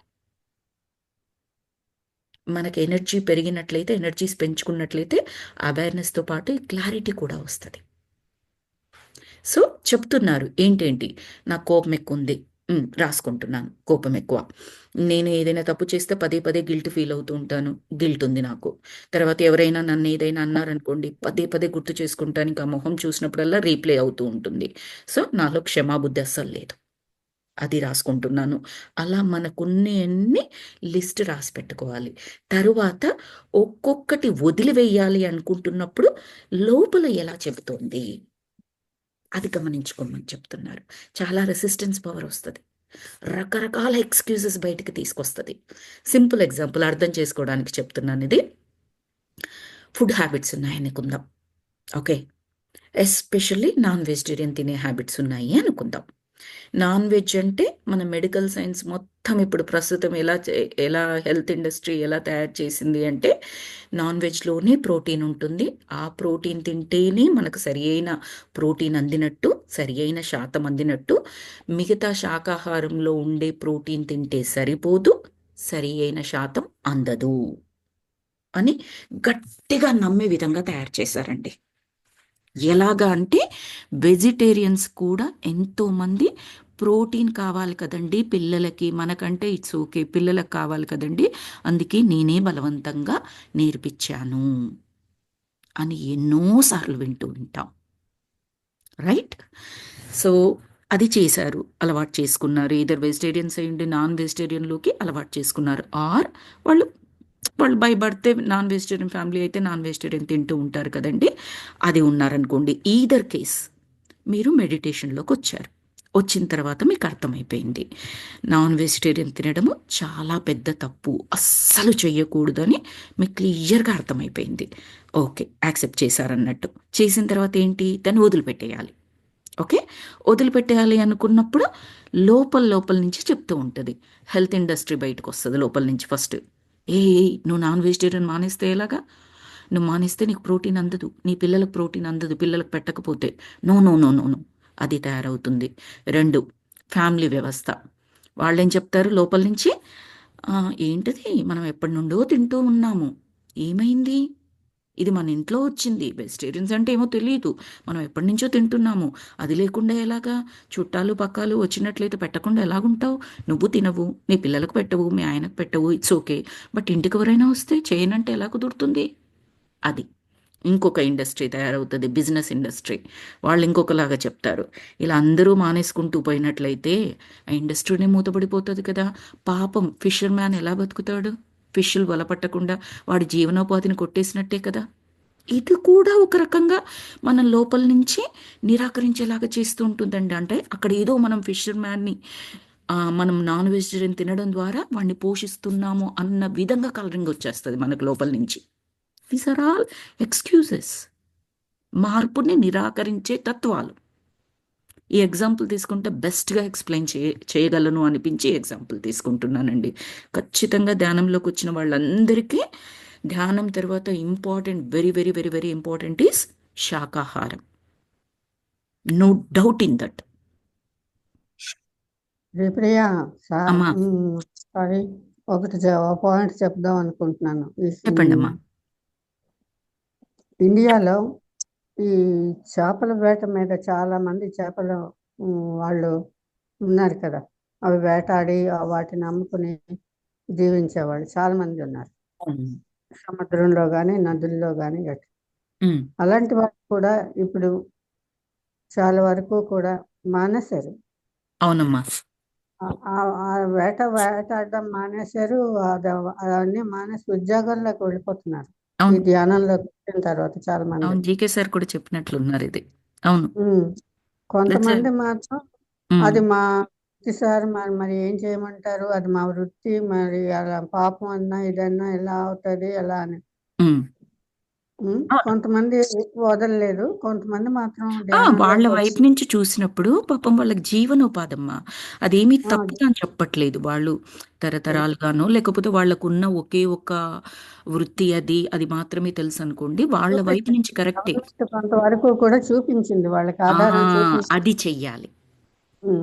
అటు ప్రభుత్వం చూపించి చెయ్యాలి, మనం టీచ్ ఉమ్, చేసే వాళ్ళం కూడా ఏమైనా ఉపాధి మార్గాలు వాళ్ళకి మనం చెప్పగలమా, చూపించగలమా, చూపించగలిగే కెపాసిటీ మనకుందా? అంటే పవర్ ఉన్నా పర్వాలేదు, డబ్బు ఉన్నా పర్వాలేదు, మనకు బిజినెస్ ఇండస్ట్రీ ఉన్నా పర్వాలేదు, వాళ్ళకి ఏమైనా జాబ్లు ఇవ్వగలమా, ఏమైనా వాళ్ళకు జీవనోపాధికి హెల్ప్ చేయగలమా? డబ్బులు వాళ్ళు ఎక్కర్లేదు డైరెక్ట్గా. పట్టణాలకు వచ్చేసి పట్టణాల వెంట వచ్చేసి ఏవైనా జాబులు వేరేగా చూసుకుంటున్నారు అది ధ్యానంలోకి చెయ్యొచ్చు, వచ్చిన అటు వాళ్ళు. గవర్నమెంట్ చేయొచ్చు, ఇటు అంటే చేయగలిగే మాస్టర్స్ ఉన్నట్లయితే. ఇప్పుడు చాలామంది మాస్టర్స్ జాబ్లు చేస్తున్నారు, వాళ్ళకి బిజినెస్లు ఉన్నాయి, వాళ్ళ కంపెనీస్ ఉన్నాయి, ఎన్నో ఉన్నాయి. వాళ్ళ కంపెనీస్లో జాబ్ ఇవ్వచ్చు, వాళ్ళ అర్హతకి ఏదైతే చేయగలరో అదే. అన్నీ చదువుకు సంబంధించినవి ఉండవు కదమ్మా. అవును, జస్ట్ కొన్ని చాలా కొన్ని ఉన్నాయి. టెక్నికల్ థింగ్స్ నేర్చుకొని కంపెనీలో చేసేసి. పెట్టి కార్మికులకి, వీళ్ళకి కార్మికులు. వాళ్ళకి ఎస్. కంపెనీలు ఉన్నాయి. చదువు ఉన్న వాళ్ళకే ఉంది, ఇలా చదువు లేని వాళ్ళకి కూడా చాలా వరకు ఉన్నాయి. వాళ్ళ అర్హతను బట్టి ఏదైతే వాళ్ళు చేయగలరో అది మనం ఇవ్వచ్చు. వాళ్ళ ఉద్దేశం అవును. ఎలా ఉంటే అలా మానేస్తాం అని, అది మానేస్తాం అనుకునే వాళ్ళు మానేసి ధ్యానంలోకి వచ్చిన తర్వాత చాలా మంది ఆ బాగుపడ్డారు చేపల వాళ్ళు ఇండియాలో అది మాత్రం. ఆటోమేటిక్గా వచ్చేస్తుందమ్మా. ఫస్ట్ లో రెసిస్టెన్స్ వస్తుంది ఈ విధంగా లోపల వాళ్ళు నుంచి. క్లాసులు ఇచ్చారు కూడా, ధ్యానంలోను మాస్టర్స్ తోను క్లాసులు తీసుకున్నారు, క్లాసులు ఇచ్చారు మాకు. ధ్యానంలోకి వచ్చిన తర్వాత చాలా బాగుంటున్నది, ఆ, పిల్లల్ని భార్యని అందరిని సమంగా చూసుకుంటున్నాం, బాగా ఉంది అంతా, అన్ని మానేసాం అలా అని. వాళ్ళకి అదొకటి, ఆ బిజినెస్ ఒకటే కాకుండా ఇంకా వేరే వేరే వ్యసనాలు అవి ముందు ఉండేవి కదా, అవును. అవన్నీ కూడా మానేసాం, చాలా బాగుంది మాకు, ఇప్పుడు శుభ్రంగా ఉన్నాం అని వాళ్ళే చెప్తున్నారు కొంతమంది. అంతే అంతే అది కదమ్మా. ఇప్పుడు ఇంట్లో మనకు ఒక దగ్గర ఉమ్. మురికిగా ఉంచాము, ఆ మురికి మీద ఇప్పుడు ఈ హై రకరకాల క్లాస్ పురుగులు అవన్నీ వాళ్తాయి. అది మురికి హై క్లాస్ తీసేసామనుకోండి, ఆ పురుగులు వెళ్ళిపోతాయి కదా. ఈ హై క్లాస్ మిడిల్ క్లాస్ లో ఉన్న వాళ్ళే వదలలేకపోతున్నారు, ఆ ప్రోటీన్స్ బలాలు ఇవి అవి అని. వాళ్ళకి లోపల నుంచి హెల్త్ ఇండస్ట్రీ ఇవన్నీ ఇవన్నీ లోపల నుంచి వాళ్ళు తయారవుతుంటాయి. తింటాం, కొంతమంది పిల్లలు మేము తింటాం, వాళ్ళు తింటున్నారు వీళ్ళు తింటున్నారు మేము తింటాం అని కొంతమంది పిల్లలు డిమాండ్ అవుతుంది, మ్మ్. పెద్దవాళ్ళ డిమాండ్ కూడా కొంతవరకు ఉంది ఆ, తినమని. అదే వీళ్ళు రకరకాలు. మానేసినా సరే అలాగవుతున్నది అనమాట. ఈవిడ అదే చెప్తున్నారు, మీరు వాటిని వదిలిపెట్టేయాలంటే ఏం చేయాలి, మీలో నిరాకార ధోరణి ఏ స్థాయిలో ఉంది, ఆ, ఏంటి అది రీజన్ తెలియాలి. ఇప్పుడు ఆ, హెల్త్ గురించి అనుకుంటున్నాం, అప్పుడు క్షుణ్ణంగా మనం చదువుకున్న వాళ్ళమే కదా, క్షుణ్ణంగా దాని ఉమ్, గురించి పరిశీలించవచ్చు. నిజంగా ఓన్లీ మాంసాహారంలోనే ఉంటుందా ప్రోటీన్? శాకాహారంలో అసలు ప్రోటీన్ ఉండదా? ఒకవేళ ప్రోటీన్ ఉండదు అంటే శాకాహారులందరూ కూడా వాళ్ళు ఆరోగ్యవంతులు ఉన్నారు. ఏం తింటున్నారు వాళ్ళు? ఓకే, ఆ పర్టికులర్ పప్పులు ఉప్పులు ఏం తింటున్నారు అవి తీసుకోవడము, వాటి గురించి పరిశీలించడము, అవి తీసుకొని వీటిల్లో ఎంత ఉంది, సరిపోతుందా సరిపోవట్లేదా, ఎంత తీసుకోవాలి, ఏవి తీసుకోవాలి, అవన్నీ ఆ విధంగా చేసుకున్నాం అనుకోండి, ఇంకా మన మనసులో నుంచి వచ్చే ఆ హెల్త్ ఇండస్ట్రీ క్వశ్చన్స్ ఏవి ఇంకా రావు. Very simple. మాంసాహారులే ఇప్పుడు ఆరోగ్యంగా బతకట్లేరు కదమ్మా, శాకాహారులు కూడా బతుకుతున్నారు కదా. ఒక మాస్టర్ జంతువులు చెప్పారు అంటే ఏనుగు, ఆ, ఏం జంతువుల్లోనూ చెప్పారు? ఏనుగు, గుర్రం ఇలాంటివి ఉన్నాయంటే అవి ఏం తింటున్నాయి మరి? గడ్డే ఆ కదా. ఇదే చెప్పారు, మీరన్నదే చెప్పారు ఆయన. ఉమ్, మీరు అది. ఇప్పుడు జంతువుల్ని చంపుకొని తింటాను అంటున్నారు, అది ప్రోటీన్ అంటున్నారు, నేను ఒప్పుకుంటున్నా. కానీ ఆ జంతువులు ఏం తింటున్నాయి అని అడిగారు. ఉమ్, ఒక మాస్టర్ అడిగారు ఈ క్వశ్చన్. ఆ ఉమ్, జంతువులు ఆకులు అలములు ఇవే తింటున్నాయి కదా, అంటే వాటి శరీరం ప్రోటీన్ని తయారు చేసుకుంటుంది. నీ శరీరం తయారు చేసుకోలేదా? చేసుకుంటుందని ఎందుకు నమ్మట్లేవు నువ్వు? ఖచ్చితంగా హ్యూమన్ బీయింగ్స్ అనేది మోర్ ఎవాల్వ్డ్, వేరే వేరే జాతితో పోల్చుకున్నట్లయితే మనం చాలా ఎక్కువ, శరీరానికి కూడా చాలా ఎక్కువ పరిజ్ఞానం ఉంది, మైండ్కే కాదు. సో మీరు తయారు చేసుకోలేరా అని అడిగారు ఆయన. దాన్ని చంపేసి తింటామంటారేంటి అని. ఉమ్. చాలా బాగా అడిగారు. సో ఇప్పుడు యా. అది కాకుండా శ్రీప్రియ, మీకు అందరికీ తెలిసే ఉంటుంది ఈ విషయం. ఆ కోళ్ళని మేకల్ని వీటన్నింటినీ కూడా వాటికి ఏవో ఫుడ్లు బలానికి అవును. అవి హెవీగా వాళ్ళకి అవునమ్మా. వ్యాపారానికి దీనిగా ఏవేవో పెట్టేస్తున్నారట. పాపం ఉమ్. వాటికి అవయవాలన్నీ ఆ, బరువెక్కిపోయి ఒకదానికొకటి చాలా ఒత్తుకుపోయి బాధపడుతుంది. చాలా సఫకేషన్తో వాటిని ఉండి. అంత హింస పెడుతున్నారు, కోళ్ళని మేకల్ని అవునవును. వాటన్నింటి వాళ్ళ డిప్రెషన్‌కి మెయిన్ వ్యాపారం. రీజన్ అదే చెప్తారమ్మా ఇప్పుడు. వాళ్ళకి అలాంటి ఎంత ఫుడ్డు పాపమో డిప్రెసివ్ ఫుడ్ తిన్నట్టనమాట అవి తింటే. నోరు లేదు కదా, చెప్పలేవు కదా అని చెప్పి వాటిని అంత బాధ పెడుతున్నారు. హ్మ్. ఉమ్, అంతే. అది. హ్మ్. ఉమ్, యాహ్! సో, అదే తర్వాత ఇంకొకటి 'ఆత్మాయనం' అనే బుక్‌లో ఉంటుందమ్మా ఇది. ఏంటి అంటే, ఇప్పుడు భూకంపాలొస్తూ ఉంటాయి, తుఫాన్‌లొస్తూ ఉంటాయి, టోర్నడోస్ వస్తూ ఉంటాయి. అంటే గాలి దుమారంలాగా అలా పెద్ద పెద్దగా వస్తూ ఉంటాయి కదా! అవి ఏ ప్లేస్‌లలో వస్తాయి అనేది 'ఆత్మాయనం' బుక్‌లో అది నేను నిన్ననో, మొన్ననో విన్నాను. అందులో ఉమ్, ఉందనమాట. ఏ ప్లేస్‌లో అంటే ఇప్పుడు సముద్రపు అంచుల దగ్గర ఉన్న ప్రాంతాలలో ఎక్కువగా తుఫానుకి సంబంధించిన బీభత్సాలు జరుగుతూ ఉంటాయి. ఉమ్. రైట్, దగ్గరగా ఉంది కాబట్టి జరుగుతూ ఉంటాయి. మరి అక్కడే కదా ముంచెత్తుతుంది అని చెప్పేసి మనకు అనిపిస్తూ ఉంటుంది. అది రీజన్ కాకుండా ఎలా అవుతుందటంటే, అక్కడ చుట్టుపక్కల వాళ్ళందరూ ఆ సముద్రం మీద ఉండే రాబడితో బతికే జీవనాలు వాళ్ళందరివి. అంటే ఈ ఫిషర్ మ్యాన్ లాగా అలాంటివి సముద్రం మీద ఏవేవైతే వ్యాపారాలు చేయగలరో అలాంటి వ్యాపారాలు చేసుకునే వాళ్ళు. ఎస్పెషల్లీ ఈ ఈ జీవులను పట్టి వాటి ద్వారా సంపాదించే కుటుంబాలు ఇలా చేస్తూ చేస్తూ చేస్తూ చేస్తూ ఉండడం వల్ల ఏమవుతుందంటే, సముద్రుడు అంటే నేచర్, ప్రకృతి. ఆ ప్రకృతి ఇంక తట్టుకోలేక అది లేక ఆ ప్రతాపం ఆ విధంగా చూపించడం వల్ల ఏమవుతుందంటే, అక్కడున్న వాళ్ళందరూ వెకేట్ చేసి వెళ్ళిపోతారు, వెళ్ళిపోవాలి. తుఫాన్ వస్తుందని కానీ అన్ని మూటముళ్ళ శుభ్రం సర్దుకోవాలి. ముంచేస్తుంది అంతాను. ఆ! సర్దుకోవాలి. సో, అలా అది కరెక్ట్. వెళ్ళిపోతారు. వెళ్ళిపోయి ఇంకెప్పుడైనా సరే ఈ తుఫానుకి ఈ సముద్రం దగ్గరున్న ప్లేసెస్‌లో ఉంటే ఇదే ఇబ్బందిరా, బయటికి వెళ్ళి వేరే దగ్గర వేరే పని చేసుకుందాం. ఆ విధంగా ప్రకృతి బలవంతంగా వారి జీవనోపాధి మారేటట్టుగా ప్రయత్నిస్తుంది. కానీ మనకి ఇబ్బందిగా ఉంటుంది. అయ్యో! చేస్తున్న వృత్తి చేయలేకపోతున్నామే, సంపాదన ఆగిపోయింది. ఇప్పుడెలాగా? కొద్ది రోజులు కష్టం ఉంటుంది. కానీ మనం తిండి తినకుండా ఉండలేం కదా! ఏదో ఒకటైతే వెతుక్కుంటాము. ఆ వెతుక్కున్నప్పుడు ఈ పర్టిక్యులర్ కాంప్లెక్స్ కర్మ, ఈ ఈ ఈ పని ఏదైతే చేస్తున్నామో దాని నుంచి బయటపడతాం. ప్రకృతి సహాయం చేస్తుంది ఆ విధంగా. కనుక కొద్ది రోజులు మనకి ఇబ్బందిగా ఉంటది. డబ్బుండదు, చేయగలిగిన పని చేయలేకపోతున్నాము, కొత్త పని మనకు తెలియదు. కానీ అలాగే ఉండిపోం కదా జీవితాంతం మనం. ఏదో ఒకటి చూసుకుంటుంటాం. మనకు చేయగలిగిన పని చేయడానికి చూస్తూ ఉంటాం, వెతుకుతూ ఉంటాం. కానీ ఆ వృత్తి చేస్తున్నంత కాలం ఇంకో వృత్తి మీదకి మనం వెళ్ళము. అలా ప్రకృతి చేస్తుందంట. భూకంపాలకు అలాగే ఒక రీజన్ ఉంది. సో, అది ఉమ్, ఎవ్రీథింగ్ ఈజ్ లైక్ ఆ జ్ఞానం తెలుసుకుంటే అద్భుతంగా ఉంటుంది. మనం ఉమ్. సైన్స్‌ని ఎలాగైతే నమ్ముతామో, ఈ ఆధ్యాత్మిక జ్ఞానం తెలుసుకున్నప్పుడు లోపలికి దానికి వెళ్ళి సంబంధించింది కూడా పూర్తిగా మనం నమ్ముతాము. ఉమ్, హ్మ్. బాధ అనిపిస్తుంది ఇటువంటివన్నీ మూగజీవుల్ని అంత బాధ పెడతా ఉంటాయి. కానీ గుడ్ థింగ్ అమ్మా. ఇప్పుడు చేంజ్ అవుతూ ఉన్నారు. చాలా మంది చేంజ్ అవుతూ ఉన్నారు. That's very good thing. Um. వాళ్ళకేం అనిపించదు, తినే వాళ్ళకి గట్రా అలాంటి వాళ్ళకి ఏం అనిపించదు. హ్మ్. మనకి ఆధ్యాత్మిక వచ్చిన తర్వాత ఆ జీవుల్ని అలా బాధపడతా ఉన్నారు కదా అని మనకి బాధ అనిపిస్తూ ఉంటుంది. అవును. అది. హ్మ్. ఓకే. ఉమ్. సరే ఏంటి? అమ్మా. ఈరోజు మనం ఉమ్. ఇంకొద్దిసేపు కూడా క్లాస్ తీసుకుందామమ్మా. మీరు అడిగారంట ఉమ్. కదా నిన్న, జోష్న చెప్పారు.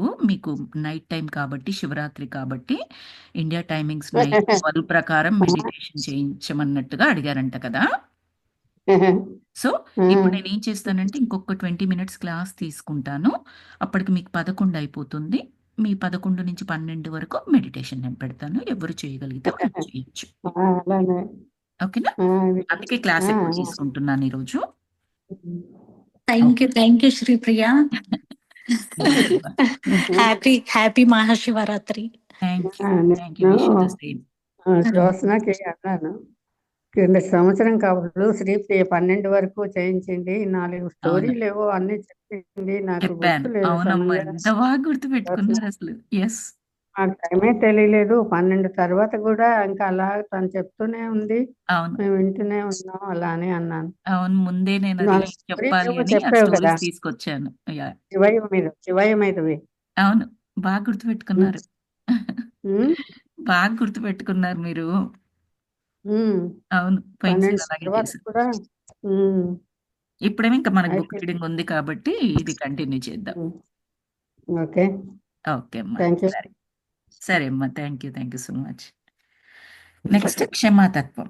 ఇప్పుడు మనం ఎక్కాల్సిన తర్వాత మెట్టు క్షమాతత్వం. ఇది చాలా పెద్ద మెట్టు. గొప్ప మెట్టు కూడా. మనల్ని మనం క్షమించుకొని, ఇతరుల్ని క్షమించి వేయడం వలన మనం గతాన్ని పూర్తిగా విసర్జించి వేయవచ్చు. ప్రతిదానికి సమాధానం క్షమాతత్వమే. మన తప్పుంటే మనం క్షమాపణ అడగడం. అవతల వారి తప్పుంటే వాళ్ళని క్షమించి వేయడం. సింపుల్‌గా చెప్పాలి అంటే దీన్ని ఒక్క మాటలో చెప్పాలి అంటే ఎగ్జాంపుల్ కొద్దిగా ఇబ్బందికరమైన ఎగ్జాంపుల్ కానీ చెప్తాను. తింటామండి. మనం రోజు 3 పూటలు తింటాం. 2 పూటలు తాగడము అలాంటిది ఏదో చేస్తూ ఉంటాం. రైట్? నేను కష్టపడి సంపాదించి కొనుక్కున్నది, వండుకున్నది, తిన్నాను, తాగాను. నెక్స్ట్ డే మార్నింగ్ ఎళ్లి బాత్రూమ్ ఎళ్తే అది వేస్ట్ అయిపోతుంది అని అనుకుంటామా మనం ఎవరమైనా? విసర్జించేయాల్సిందే. బికాజ్ ఆ తరువాత ఏదైతే మనకు అవసరమో అది మన రక్తంలో అది చేరుకుపోయి ఉంటుంది. ఆ ఎనర్జీ ఏదైతే ఆహారం ద్వారా పొందగలిగింది. ఏదైతే అవసరం లేదో దాన్ని విసర్జించేసేయాలి బాడీ. అది నెక్స్ట్ డే జరిగిపోవాలి. నేను కష్టపడి సంపాదించుకుంది అలా ఎలా వేస్ట్ చేస్తాను? నా కడుపులోనే దాచుకుంటాను అంటే ఎవరికి నష్టం? ఆ శరీరానికి నష్టం. అలాగే గతంలో ఒక చేదు జ్ఞాపకం అది ఏ విధంగా జరిగినా సరే, ఒకసారి జరిగినా, మల్టిపుల్ టైమ్స్ జరిగినా, దానికి సంబంధించిన జ్ఞానాన్ని తీసుకోండి. ఇప్పుడు ఆహారంలో ఎలాగైతే పోషక పదార్థాలు మన రక్తం తీసుకొని వ్యర్థ పదార్థాలను విసర్జిస్తుందో, అలాగే ఒక అనుభవం లేదా ఒక వ్యక్తి ద్వారా మనకి ఏర్పడిన చేదుది ఏదైతే ఉందో, అందులో నుంచి మనం ఎలా బిహేవ్ చేయాలి, ఎలా బిహేవ్ చేయకూడదు, ఏంటి అన్న జ్ఞానాన్ని తీసుకొని ఆ చేదుని అక్కడే వదిలేసేయాలి. విసర్జించేసేయాలి. మనలో పెట్టుకున్నామంటే బాత్రూమ్ లోపల అలాగే ఉండిపోతే ఎంత ఇబ్బందో అంతే ఇబ్బంది. ఎక్కడా ఒక జన్మకు కాదు. బికాస్ ఆ బిటర్ ఎమోషన్, ఆ కఠినమైన ఎమోషన్‌ని మనము ఆ సోలు కంప్లీట్‌గా విసర్జించేంత వరకు క్యారీ చేయాల్సిందే. ఆవిడ మళ్ళీ, మళ్ళీ, మళ్ళీ, మళ్ళీ పుట్టాల్సిందే. ఒక జన్మతో అయిపోదు. సో, అది. నాకు ఎగ్జాంపుల్ చెప్పొచ్చో లేదో అనిపించింది గానీ, ఏమో సూట్ అవుతుంది అని చెప్పేసి చెప్పాను. అర్థం చేసుకోవడానికి మనకు. సో, అలా అన్నమాట.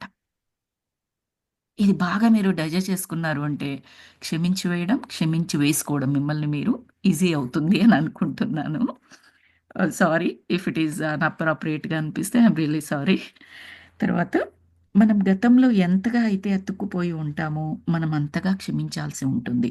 అలా క్షమించాల్సింది మనల్ని మనము లేదా ఇతరులను. ప్రస్తుత క్షణంలో మనం స్వేచ్ఛగా జీవించలేకపోతున్నామంటే దానికి కారణం మనం ఇంకా గతాన్ని మోసుకుంటూ జీవిస్తూ ఉండడమే. అది బాధపడడమైనా కావచ్చు, నిరుత్సాహపడ్డమైనా కావచ్చు, భయపడటమైనా కావచ్చు, అపరాధ భావంతో ఉండడమైనా కావచ్చు, నిందని మోస్తూ ఉండడం కావచ్చు, క్రోధంతో ఉండడమైనా కావచ్చు, ప్రతీకారంతో రగిలిపోతూ ఉండడమైనా కావచ్చు. వీటిలో ప్రతి ఒక్కటి క్షమాతత్వం లేకపోవడం వల్లే జనించినవి. మనకు మనం వాటిని వదిలిపెట్టేయడం ఇష్టం లేకపోవడం వల్లనే అవి ప్రస్తుత క్షణంలో కూడా మనలో ఇంకా ఉంటూ మనని డామినేట్ చేస్తూ ఉన్నాయి. మన ఆరోగ్యాన్ని కంప్లీట్‌గా కంట్రోల్‌లోకి తీసుకుంటాయి. శారీరకంగా, మానసికంగా మన శక్తి కూడా హీనమైపోతుంది. అంటే తగ్గిపోతుంది. ఏ రకమైన స్వస్థతకైనా ప్రేమయే సరైన సమాధానం. స్వస్థత అంటే ఆరోగ్యం, ఆరోగ్యం అంటే ప్రేమ.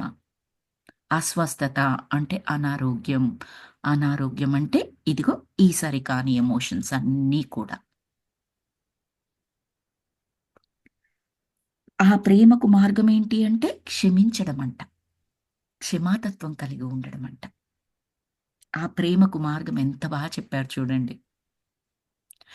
మన ధ్యానంలో 2 ఇంపార్టెంట్ పాయింట్స్ అని చెప్తారు మాస్టర్స్. మనందరికీ తెలుసు ప్రేమ ఎంత గొప్పది అన్నది. ప్రేమ ఎంత గొప్పదో క్షమ కూడా అంతే గొప్పదంట. నేను ధ్యానంలోకొచ్చిన తర్వాత విన్న మాట ఇది. నాకలా అతుక్కుపోయిందది మైండ్‌లో. ఇక్కడ ఈవిడేమని చెప్తున్నారు? ఆ ప్రేమకు మార్గం క్షమ. అంతే కదండీ! ఒకరు మనల్ని ఒకటన్నారు. మనం క్షమించి వేస్తేనే మళ్ళీ ఆ మనిషిని ప్రేమించగలం. క్షమించి వేయకపోతే ఇంక ప్రేమెక్కడుంటుంది? సో, ప్రేమకు మార్గం క్షమించు. ఈవెన్ మనల్ని మనమైనా సరే, మనం ఒక తప్పు చేశాము, ఇంక జీవితాంతం తిట్టుకుంటూ ఉన్నామనుకోండి, ఎలా ప్రేమించగలం మనల్ని మనము? లేదు.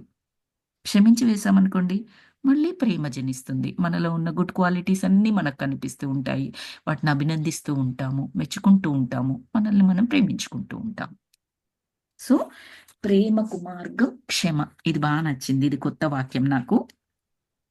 క్షమాతత్వం క్రోధాన్ని సైతం కరిగించి వేస్తుంది. ఈ క్షమాతత్వాన్ని చేరుకోవడానికి ఎన్నో మార్గాలు ఉన్నాయి. దీన్నెలా చెప్పొచ్చు అంటే, నాకిప్పటికిప్పుడు వచ్చిన ఆలోచన, మామూలుగా నేను అసూయ, ద్వేషాలు ఈ రెండింటిని ఏమని చెబుతానంటే నా ఎగ్జాంపుల్స్‌లో, మన లోపల మనము అగ్నిని దాచుకోవడము అని చెప్తాను. అగ్ని. మన లోపల అగ్ని ఉందనుకోండి, ఎవరిని దహించి వేస్తది? మనల్ని దహించి వేస్తది. ఆ ఈర్ష్య, అసూయలు అలాంటి అగ్ని వంటివి. ఈ క్షమాతత్వాన్ని నేనే విధంగా చెబుతాను అంటే, బయటి వారికి అగ్నిలాగా. అంటే కరెక్ట్‌గా చెప్పట్లేదు. ఇప్పుడు ఒక అగ్నిలో ఏదైనా వేసామనుకోండి, ఎనీథింగ్ అగ్ని తీసేసుకుంటది కదండీ!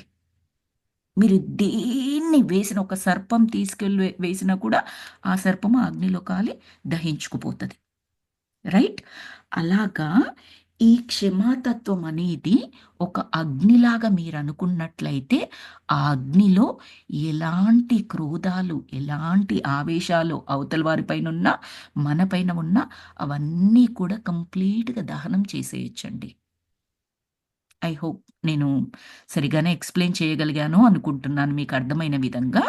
అంటే ఆ సరికాని ఎమోషన్స్ ఏమున్నా కూడా ఈ క్షమ అనే అగ్నిలో వేసినట్లయితే కంప్లీట్‌గా దహనం చేసేయొచ్చు వాటిని. సో, ఓకేనా అండి? అర్థమైందా? ఎవరైనా ఒక్కరు నాకు యెస్ ఆర్ నో చెప్పండి ప్లీజ్. సరిగ్గా ఎక్స్‌ప్లెయిన్ చేయగలిగానా?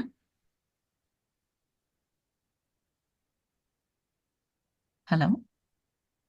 అర్థమైంది శ్రీప్రియ. అర్థమైందా? Okay. Thank I just want to నేనేమైనా సరిగ్గా చెప్పలేకపోయానా అనిపించింది. లేదు, లేదు. నా బ్రెయిన్‌లో ఫార్మ్ అయింది. బట్ సరిగ్గా వర్డ్స్ యూజ్ చేయగలిగానా లేదా అని. యాహ్! సో అది. సో క్రోధాన్ని ఎలా కరిగించేసుకోవచ్చు అంటే ఈ క్షమాతత్వంతో. క్రోధం అనేది భయంకరమైన సర్పం లాంటిది. భయంకరం అంటే భయంకరమైన సర్పం లాంటిది. అలాంటి సర్పాన్ని కూడా ఈ క్షమాతత్వం అనే హోమగుండం, అగ్ని కాదు హోమగుండం అనుకోండి ఎంచక్క. అందులో వేసి దాన్ని కరిగించేసేయచ్చు. క్రోధాన్ని కరిగించేసుకోవడానికి ఎమ్మెట్ ఫాక్స్ అనే ఒక పాత సాధనా విధానం ఉన్నది. ఎమ్మెట్ ఫాక్స్ అంట ఈ సాధనా విధానము. అది ఎలాగంటే ఒక చోట నిశ్శబ్దంగా కూర్చుని కళ్ళు మూసుకుని మీ శరీరాన్ని మీ మనస్సుని రిలాక్స్ చేయండి. మీరు ఒక చీకటిగా ఉన్న సినిమా థియేటర్లో కూర్చొని ఉన్నట్లుగా ఊహించండి. మీ ముందు ఒక స్టేజ్ ఉన్నది. ఆ స్టేజ్ పైన మిమ్మల్ని అత్యధికంగా క్రోధానికి గురి చేసిన వ్యక్తి ఉన్నట్లుగా ఊహించుకోండి. ఆ వ్యక్తి గతంలోని వ్యక్తి అయినా కావచ్చు, లేదా ప్రస్తుతంలోని వ్యక్తి అయినా కావచ్చు, లేదా ఆల్రెడీ చనిపోయి కూడా ఉండవచ్చు ఆ వ్యక్తి. అంటే మనల్ని అన్న వ్యక్తి ఆల్రెడీ చనిపోయి కూడా ఉండవచ్చు. కొన్నిసార్లు మనకు చనిపోయిన వాళ్ళ మీద కోపం పోదండోయ్. చాలాసార్లు వస్తూ ఉంటది. ఆ వ్యక్తిని స్పష్టంగా చూస్తూ ఆ వ్యక్తికి అంతా మంచే జరుగుతున్నట్లుగా ఊహించుకోండి. అతడికి అర్థవంతమైన విధంగా అతడి జీవితం ఉంది అని ఊహించుకోండి. అతడు నవ్వులు చిందిస్తూ ఆనందంగా ఉన్నట్లు కూడా ఊహించుకోండి. ఇలా కాసేపు చేసిన తర్వాత ఆ స్టేజ్ మీద ఇప్పుడు మీరు ఉన్నట్లుగా ఊహించుకోండి. మీకు మీ జీవితంలో అంతే మంచి జరుగుతున్నట్లుగా ఊహించుకోండి. మీరు నవ్వులు చిందిస్తూ ఉన్నట్లుగా ఆనందంగా ఉన్నట్లుగా ఊహించుకోండి. ఈ సృష్టిలో దేనికి కొరత లేదు అన్న విషయాన్ని సదా మీ దృష్టిలో ఉంచుకోండి. ఇలా చేయడం అనేది మన మనసులోని క్రోధ భావాన్ని కరిగించి వేస్తుంది. మొదట్లో ఇది చాలా కష్టమే, కానీ ఇలా చేసే ప్రతిసారి వేరే వేరే వ్యక్తుల్ని మీరు స్టేజ్పై ఉంచి సాధన చేయవచ్చు. ఇలా రోజుకొకసారి ఒక నెల రోజుల పాటు చేసి చూడండి. మీ హృదయం తేలికైపోతుంది. ఇది నాకు మెడిటేషన్ నేర్పించిన గురువు కూడా సిమిలర్, నాట్ ఎగ్జాక్ట్లీ సేమ్, సిమిలర్ది ఇలాగే స్టేజ్ కాన్సెప్ట్తో చెయ్యొచ్చు అని చెప్పారు. తన కొద్దిగా డిఫరెంట్గా ఉంది తనది. మెథడ్ ఎమ్మెట్ ఫాక్స్ అని చెప్పినట్టుగా నాకేమీ గుర్తులేదు. సో ఇది ఒక మెథడు అని చెప్పేసి చెప్తున్నారు. కోపంగా ఎవరెవరి మీదైతే ఉంటుందో వాళ్ళు, ఈ గతంలో వాళ్ళు కానీ ప్రస్తుతం కానీ చనిపోయిన వాళ్ళు కానీ, ఒక డార్క్ రూమ్లో, ఒక థియేటర్ లాంటి రూమ్లో కళ్ళు మూసుకుని ఉండి ఒక స్టేజ్ ఉంది, వాళ్ళు దాని పైకి వచ్చారు, స్పష్టంగా మీరు చూస్తున్నారు. అతడు అంటే అతడు లేదా ఆమె ఏ విధంగా అయితే ఉండగలగో అంతవరకే ఉన్నది, ఆమె పరిజ్ఞానం అంతే. అలా ఊహించుకోండి అని చెప్తున్నారు. ఆ తర్వాత వాళ్ళు నవ్వులు చిందిస్తూ ఉన్నట్టుగా ఊహించుకోండి. కష్టమే, మనకిది చాలా కష్టం. అస్సలు నచ్చని మనిషి నవ్వుతూ ఉన్నట్టు ఊహించుకోవడం అంటే ఇంకా కష్టం కదా మనకి. సో ఫస్ట్ అలా ఊహించుకోండి.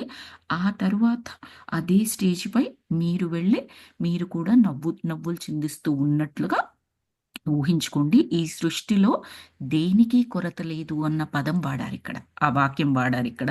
ఎందుకంటే ఆనందానికి, ప్రేమకు కూడా కొరత లేదండి. మనం ముందరం ఊహించుకున్న వాళ్ళే కాదు ఆనందంగా ఉండడం, మనం కూడా ఉండగలం.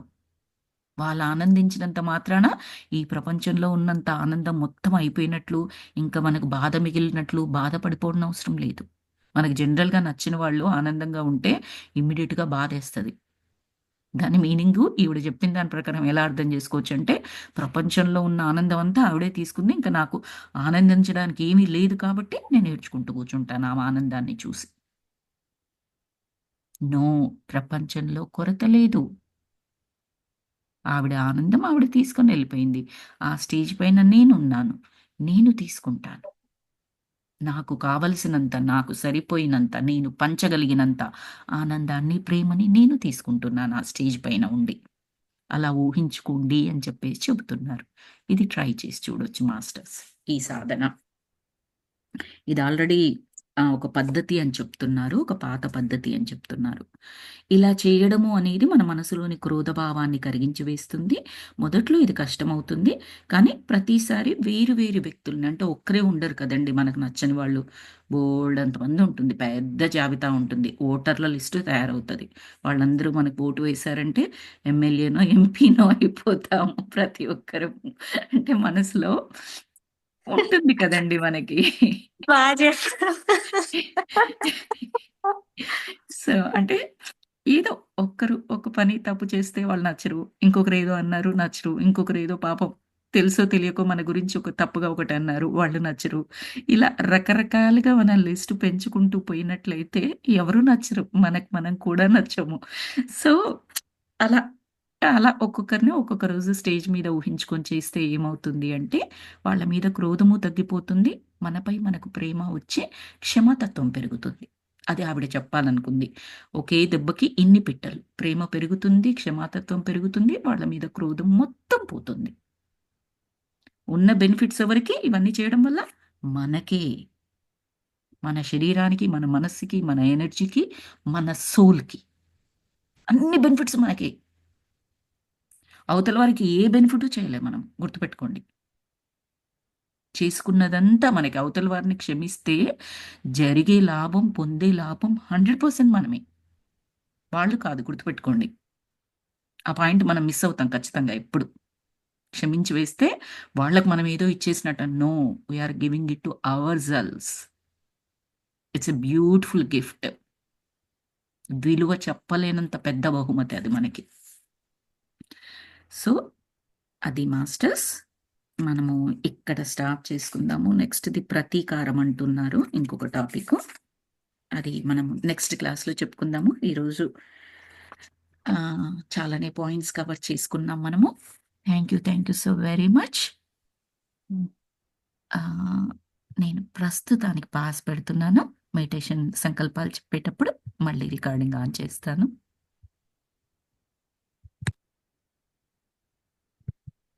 Hello masters. హాయిగా, రిలాక్స్డ్‌గా మీకు ఎలా కంఫర్టబుల్‌గా ఉంటే అలా కూర్చోండి. మీకు మెడిటేషన్ స్థితి ఎలా కూర్చోవడం తెలుసు కదా. జస్ట్ కింద కూర్చున్న వాళ్ళైతే స్థిర సుఖాసనం, పైన bed or chair or sofa అలా కూర్చున్న వాళ్ళైతే కాళ్ళు కిందికి వేలాడేసుకొని ఎయిదర్ క్రాస్ ఎక్స్ లాగా పెట్టుకొని కానీ, సైడ్ బై సైడ్ పెట్టుకొని కానీ కూర్చోవచ్చు. మీకు బ్యాక్ సపోర్ట్ కావాలంటే తీసుకోండి. బ్యాక్ సపోర్ట్ అవసరం లేదు అనుకుంటే చక్కగా బ్యాక్ స్ట్రెయిట్ పెట్టగలను అనుకుంటే స్ట్రెయిట్ పెట్టండి. బట్ బాడీ ఇబ్బంది పడుతూ స్ట్రెయిట్ పెట్టాల్సిన అవసరం లేదు. కళ్ళజోడు ఉంటే తీసి పక్కన పెట్టేసుకోండి. Phones do not disturb or silence మోడ్‌లో పెట్టుకోండి. 2 చేతుల్ని కలిపి ఉంచి రిలాక్స్డ్‌గా, హాయిగా బాడీ లూజ్‌గా పెట్టేసుకోండి. ఎలాంటి స్టిఫ్‌నెస్ అవసరం లేదు. బాడీలో స్టిఫ్‌నెస్ అవసరం లేదు. మైండ్‌లో ఎలాంటి ఆలోచన అవసరం లేదు మనకి. సో, చక్కగా రిలాక్స్డ్‌గా పెట్టేసుకోండి. కళ్ళని నిదానంగా మూసుకోండి. చక్కగా ఒక 3 టైమ్స్ దీర్ఘ శ్వాసలని తీసుకోండి. మీరు శ్వాసలని తీసుకుంటూ ఉండండి. నేను చక్కగా సంకల్పాలు చదువుతాను. ఆ తర్వాత మెడిటేషన్‌లోకి వెళ్ళిపోదాం. చక్కగా శివ ఎనర్జీస్‌తో కనెక్ట్ అవుతూ మెడిటేషన్ చేసుకుందాం ఈరోజు. నేనున్న ఈ జీవితపు అనంత తత్వంలో అంతా సవ్యంగా, ఒక్కటిగా, సంపూర్ణంగా ఉన్నది. నాలో ఏవైనా మార్పుని నిరాకరించే ధోరణులు తలెత్తితే, నాలో ఇంకా వదిలిపెట్టేయాల్సిన పాత నమ్మకాలు, ఆలోచనా విధానాలు ఉన్నాయి అని నేను గుర్తిస్తాను. అవి నాపై ఎటువంటి ప్రభావాన్ని కూడా చూపించలేవు. ఎందుకంటే నా ప్రపంచంలో నేనే అత్యంత శక్తిమంతురాలిని. నేనిప్పుడు సృష్టించుకుంటున్న ఈ నూతన మార్పులతోనే నా జీవితాన్ని ఆనందంగా కొనసాగిస్తున్నాను. మరి నాలో సంభవిస్తున్న మార్పులను నేను అంగీకరిస్తున్నాను. మార్పు చెందేందుకు నా శక్తి కొలది ప్రయత్నిస్తున్నాను. దినదినానికి మార్పు చెందడం అనేది నాకు సులభమవుతున్నది. ఈ జీవన రాగంతోనూ నిరంతరము మార్పు చెందుతూ ప్రవహిస్తున్న జీవన ప్రవాహంతోనూ నేను ఆనందంతో సాగిపోతున్నాను. ఈ దినాన్ని చాలా అద్భుతమైన దినంగా మలుచుకునేందుకు నేను నిర్ణయించుకున్నాను. ఈ దినము అంటే ఏ రోజైతే మనం ఇలా చదువుకుంటున్నామో ఆ ప్రతి దినము కూడా అత్యంత అద్భుతమైన దినమే అన్నట్లు. మరి నా ప్రపంచంలో అంతా సవ్యంగా, ఒక్కటిగా ఉన్నది. నేను వదిలిపెట్టి వేయడాన్ని అలవర్చుకుంటున్నాను. నా మనస్సు నా స్వాధీనంలో ఉంటోంది. నన్ను నేను క్షమించుకోగలుగుతున్నాను. ఇతరులను క్షమించి వేయగలుగుతున్నాను. అపరాధ భావాన్ని వదిలిపెట్టి వేయడం ఈ క్షణం నుంచి మొదలు పెట్టేశాను.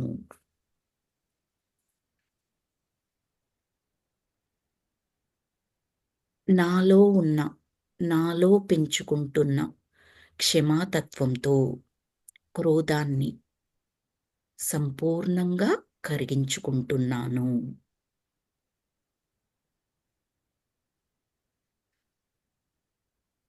నాకు తెలుసు, నేను ఆత్మస్వరూపాన్ని. జ్ఞానము తీసుకోవడం కొరకు ఈ శరీరంలోకి వచ్చిన ఆత్మస్వరూపాన్ని. ప్రతి అనుభవము కూడా నాకు ఒక జ్ఞానము, పాఠము. ప్రతి అనుభవం ద్వారా దానికి సంబంధించిన జ్ఞానసారాన్ని తీసుకుంటూ ఎమోషన్ని మాత్రం నేను అప్పటికప్పుడు వదిలిపెట్టి వేయగలుగుతున్నాను. నాలో అనంతమైన ప్రేమశక్తి, అనంతమైన క్షమాశక్తి ఉన్నాయి. వాటిని ఎంతో చక్కగా యాక్సెస్ చేయగలుగుతున్నాను.